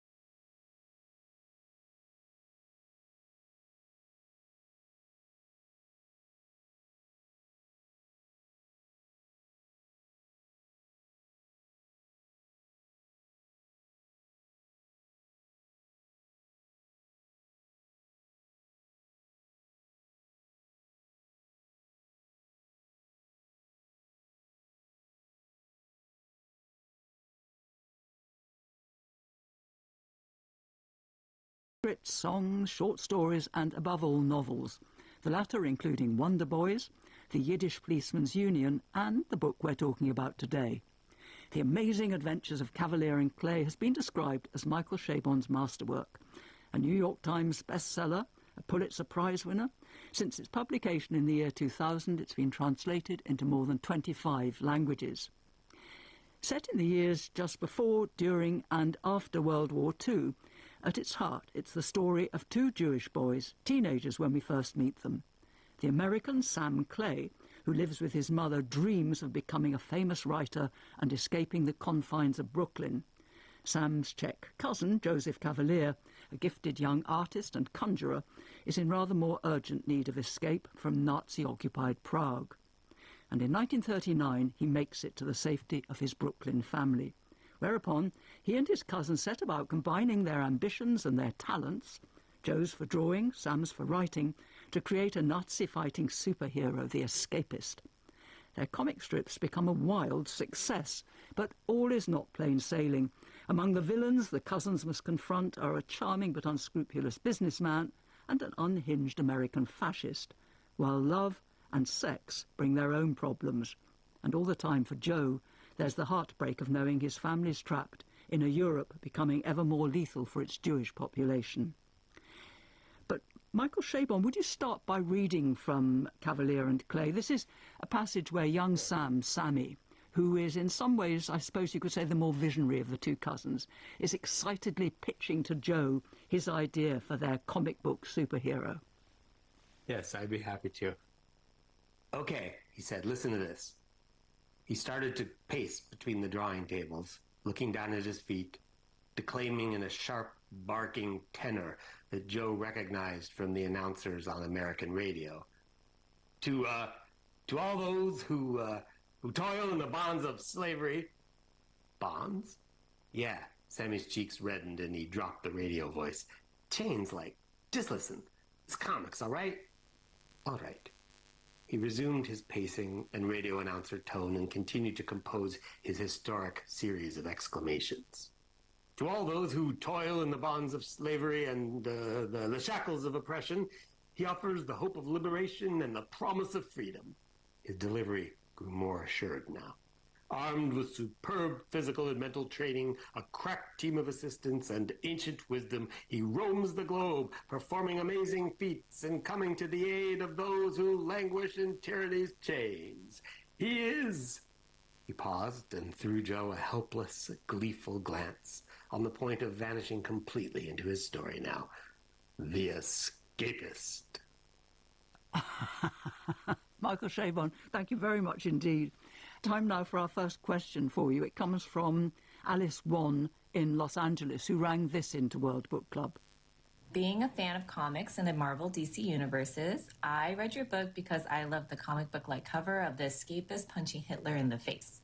So, I was wondering why you chose comics and escape artistry as the thread to pull together this story about two Jewish boys trying to make it big in America during the World War II era. And since your book alludes to a very well-known superhero, Superman, I was curious if Superman's creation in 1938 helped set up the basis for your book. I mean, the thing is, I read comics pretty passionately as a child. And the reason, without question, the reason that I read comics was because of my father. My father, who died a few years ago now, had grown up in Brooklyn, New York, was a passionate comic book reader at that time. He was born in 1938, the year that Superman first appeared on the stands. There were two things that really triggered my writing this book. One was I had a bunch of comics as a kid. I collected them. I held onto this one box of my favorites. And then one day I was moving and I was procrastinating and I sat down and I opened the box and this odor of moldering comic books just came out and just was so sensuously overwhelming. And then not very long afterwards, I was at a doctor's office or a dentist's office, and there was a Smithsonian magazine lying on the table in the waiting room, and I picked it up, and it had a thing about Superman in it, and about Jerry Siegel and Joe Shuster, the two Jewish boys from Cleveland, Ohio, who created the character of Superman, and how they sold the rights to DC Comics for about $180 and, thought they were kings of the world with that kind of money. And that kind of clicked for me suddenly. And I thought, I'm going to go back in time. I'm going to go back to the sort of the place where that odor came from. And I'm going to go back to this world that I heard so much about growing up. And in some ways I had always been looking for a good excuse or a good means of travel back, a way into the story. And suddenly comic books was that way. Michael Chabon, thank you very much indeed. We've got another question for you now, Michael. This comes from Emily Steck, who is in Washington State. Hello, Michael. What was your knowledge base going into the amazing adventures of Cavalier and Clay of magic and escapism? Yes, now, as well as comics, the art of escapism and Harry Houdini and all that and magic and conjuring are very important and significant in the novel. So what was your knowledge base of that, or did you have to do a lot of research? I did have to do a lot of research. When I started, I knew these guys had to come up with a costume superhero of some kind, but I needed to try to come up with something that felt like they might have come up with it then. It was appropriate to the time, and yet could seem unique and interesting enough that you would believe it caught on and became popular and successful and all of those things. And I didn't have one. So for years working on this book, I just had a placeholder superhero that I called Captain Sunbeam, I think. And he had like solar powers. And I knew that was not going to be the character. I just didn't know what the character was going to be. And when I had completed a draft, I went back through the draft just to rewrite it. And I noticed very quickly, I was like, I have a reference to Houdini right here in the third page. And then I have another reference to Houdini a little bit later, and then there's yet another reference to him 200 pages out. And now that I think about it, this book's about escape in a lot of ways, because Joe is escaping from Prague. And then there's this whole idea of escapism and literature being escapism, or comic books being escapism. And all, this, within a matter of seconds, this had all just coalesced into this idea of, wait a minute, I could do a super-powered escape artist. That could be their character. But yes, at that point, then I did have to embark on a lot of research. And I really tried to teach myself everything I could learn about Houdini, about escape artistry, about stage magic, about who the great magicians were considered to have been in the last part of the 19th and the first part of the 20th century, and all of that. And I mean, that's why that's one reason I write novels, is to learn. Emily, thank you for that question. And we've got a question now for you, Michael Chabon, which comes from a London fan of The Amazing Adventures of Cavalier and Clay, Nick Barber. Hi, Michael. Thanks for writing one of my all-time favourite novels.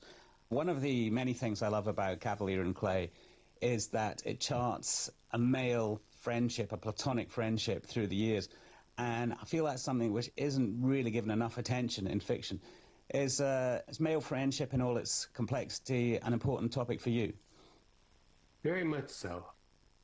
I think, for me, I suppose like a lot of men, certainly like a lot of American men, I've always felt confined and over-defined, restrained by the paucity, by the poverty of the categories that men are offered in terms of ways of loving each other. And there seem to be these kind of really narrow categories of their sexual love, and then there's sort of like being buddies, and there's almost nothing in between.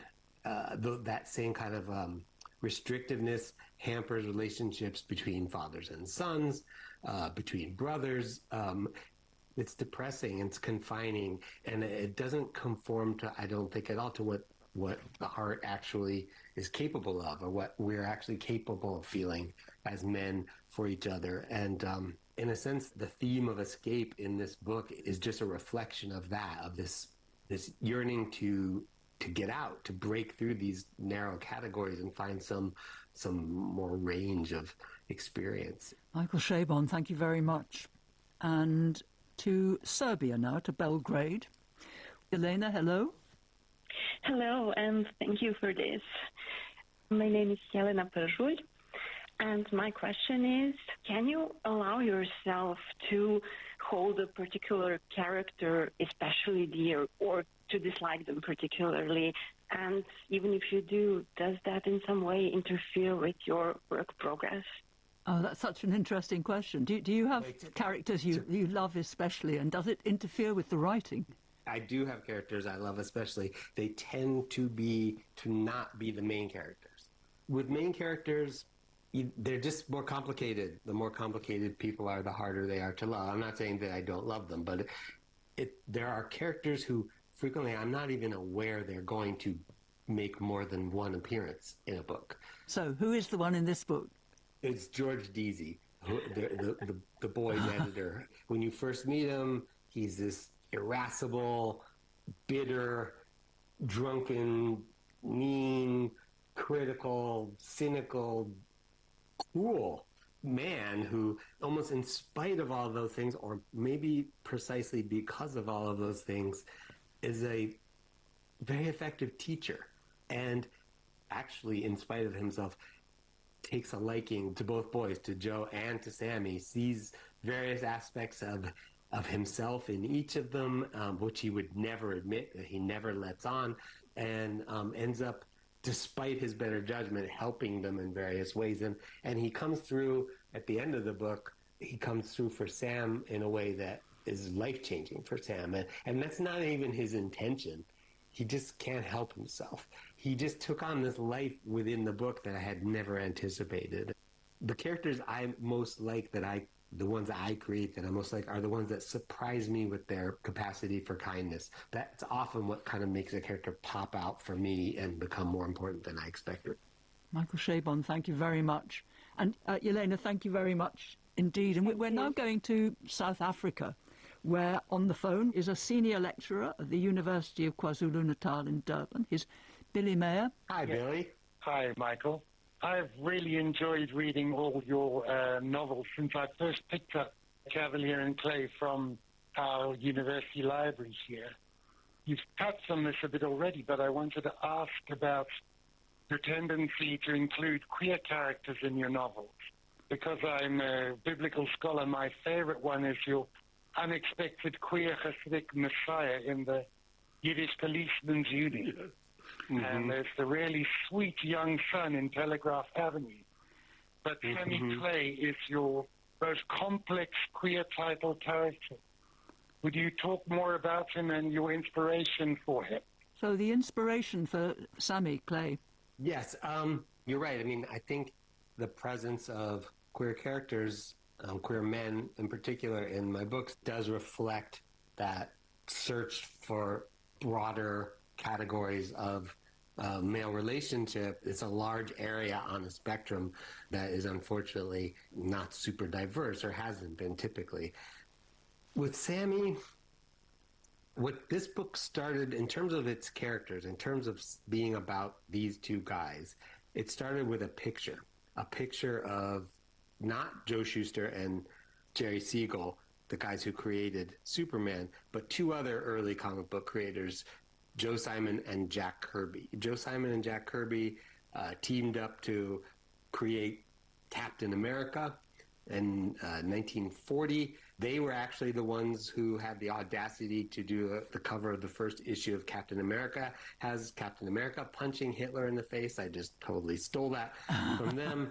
And I saw early on when I was researching the book, I saw this photo of them, very young men. This is before the Second World War. One's taller, one's short. The taller one has kind of a sensuously handsome face with a long nose and smoldering eyes and dark hair. And the smaller one, Jack Kirby, is kind of a fire plug. He's stocky, he's strong, powerful across the chest, and they were sitting by a drawing board and they're looking right at the camera, and I just saw that picture. I thought, okay, those are my guys. That's what they look like. So I have this character, Sam Clay, who's physically modeled on Jack Kirby, but in no other respect. I didn't know anything about Jack Kirby at that point to be able to base a character on him. And it's a funny thing, because when you get asked, why did you do this, or why did you do that, or how did you start this, or how did you start that, there's always an answer. But the truth is, I don't really know. And also, these decisions get made in such an instantaneous, unconscious, like, I knew instantly as soon as I started thinking about who Sam Clay was going to be, and I'm looking at this picture of Jack Kirby, I just start thinking, he has polio. He had polio as a kid. So he's physically strong up above, but he's weak below. His legs are weak. He had to go through some kind of physical rehabilitation process to learn how to walk again. He's gay, but he's in the closet because it's the 1930s. He's so in the closet he doesn't even know he's gay. He doesn't even really know what a gay man would be, what a homosexual is. Maybe he's heard the word, but he has no context whatsoever for thinking not only of himself, but for thinking of anyone as a gay person. One on top of the other, or they're coming all at once and it's happening in about 22 seconds, and suddenly you just know everything. I mean, that's, at least when it's going well, or when you really are onto something, there is no reason. I don't have any reason. I'm making the reasons up afterwards. Thank you very much, Michael Chabon. And Billy Mayer, thank you very much indeed for your question. Thanks, Billy. Now's a very good time to have another reading from The Amazing Adventures of Cavalier and Clay. Well, Sammy's been seeing a lot of an actor, a male actor, called Tracy Bacon. They're just friends. But in this passage, he and Tracy have just got out of a cab and they're standing on the sidewalk, and Tracy's got one arm over Sammy's shoulder. And suddenly, this word pops into Sammy's head. Boyfriend. The word flew into Sammy's mind and careened blindly around it like a moth while Sammy chased after it with a broom in one hand and a handbook of lepidoptery in the other. It sounded like a wisecrack, acidulous, hard-bitten, italicized. Who's your boyfriend, Percy? Though Sammy now spent all his free time with Bacon and had agreed in principle on their sharing a house in the event that they did go west, Sammy still refused to admit to himself at that irrelevant senatorial level of consciousness where the questions that desire has already answered are proposed and debated and tabled till later, that he was in love or falling in love with Tracy Bacon. It was not that he denied what he was feeling, or that the implications of the feeling had frightened him. Well, he did, and they had. But Sammy had been in love with men nearly all his life, from his father to Nikola Tesla to John Garfield, whose snarl of derision echoed so clearly in his imagination, taunting Sammy. Hey, pretty boy, who's your boyfriend? Lovely. Thank you very much indeed, Michael Chabon. And now a question from Vancouver in Canada. It was rung into the BBC World Book Club by Elliot Myers. I found the book to be fantastic in both senses of the word. The book has many humorous elements with some tragic backdrops.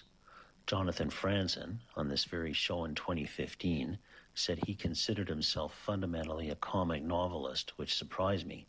I'm wondering whether you see yourself the same way. If I did, I would never say so. What do you mean? You think you're funny? Exactly. As a reader, when I find a writer who can balance humor with pain or with tragedy or with darker emotional contexts, that's very valuable to me. Those are the writers that mean the most to me, typically.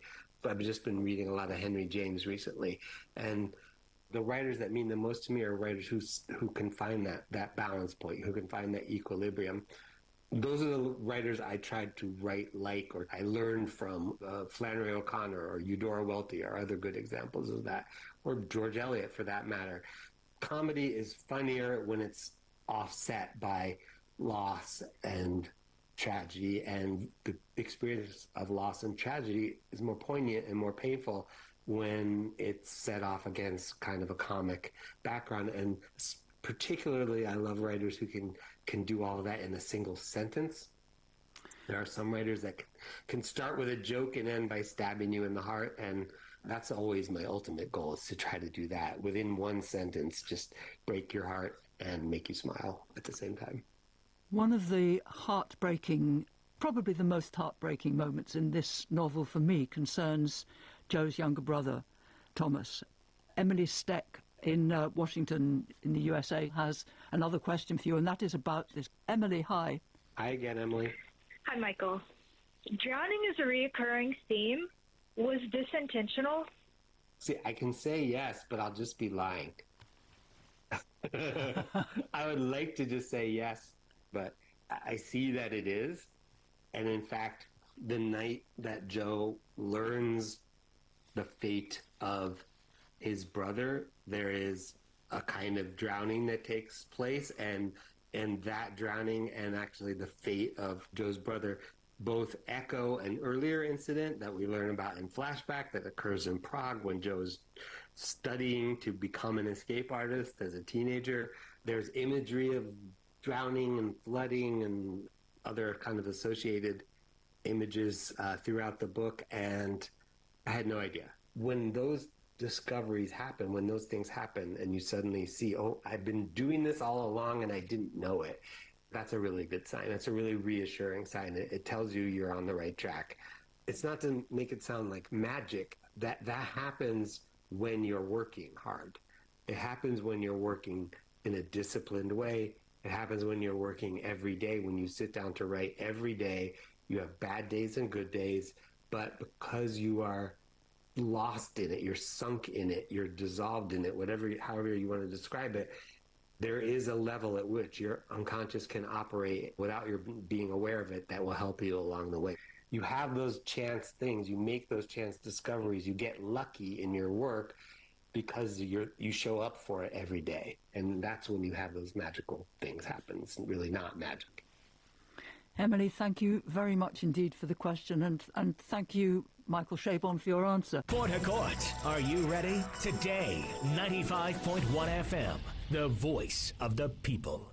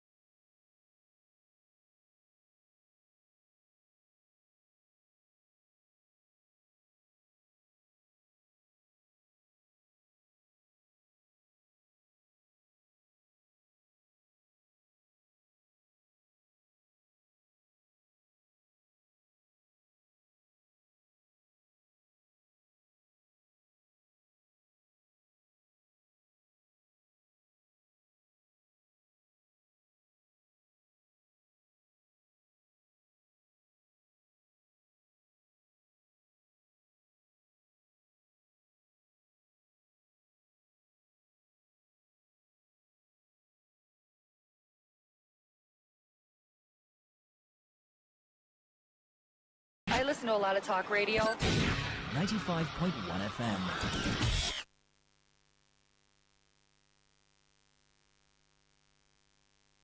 Okay, all right. All you need to know about this one is that 95.1 FM? Such a unique style.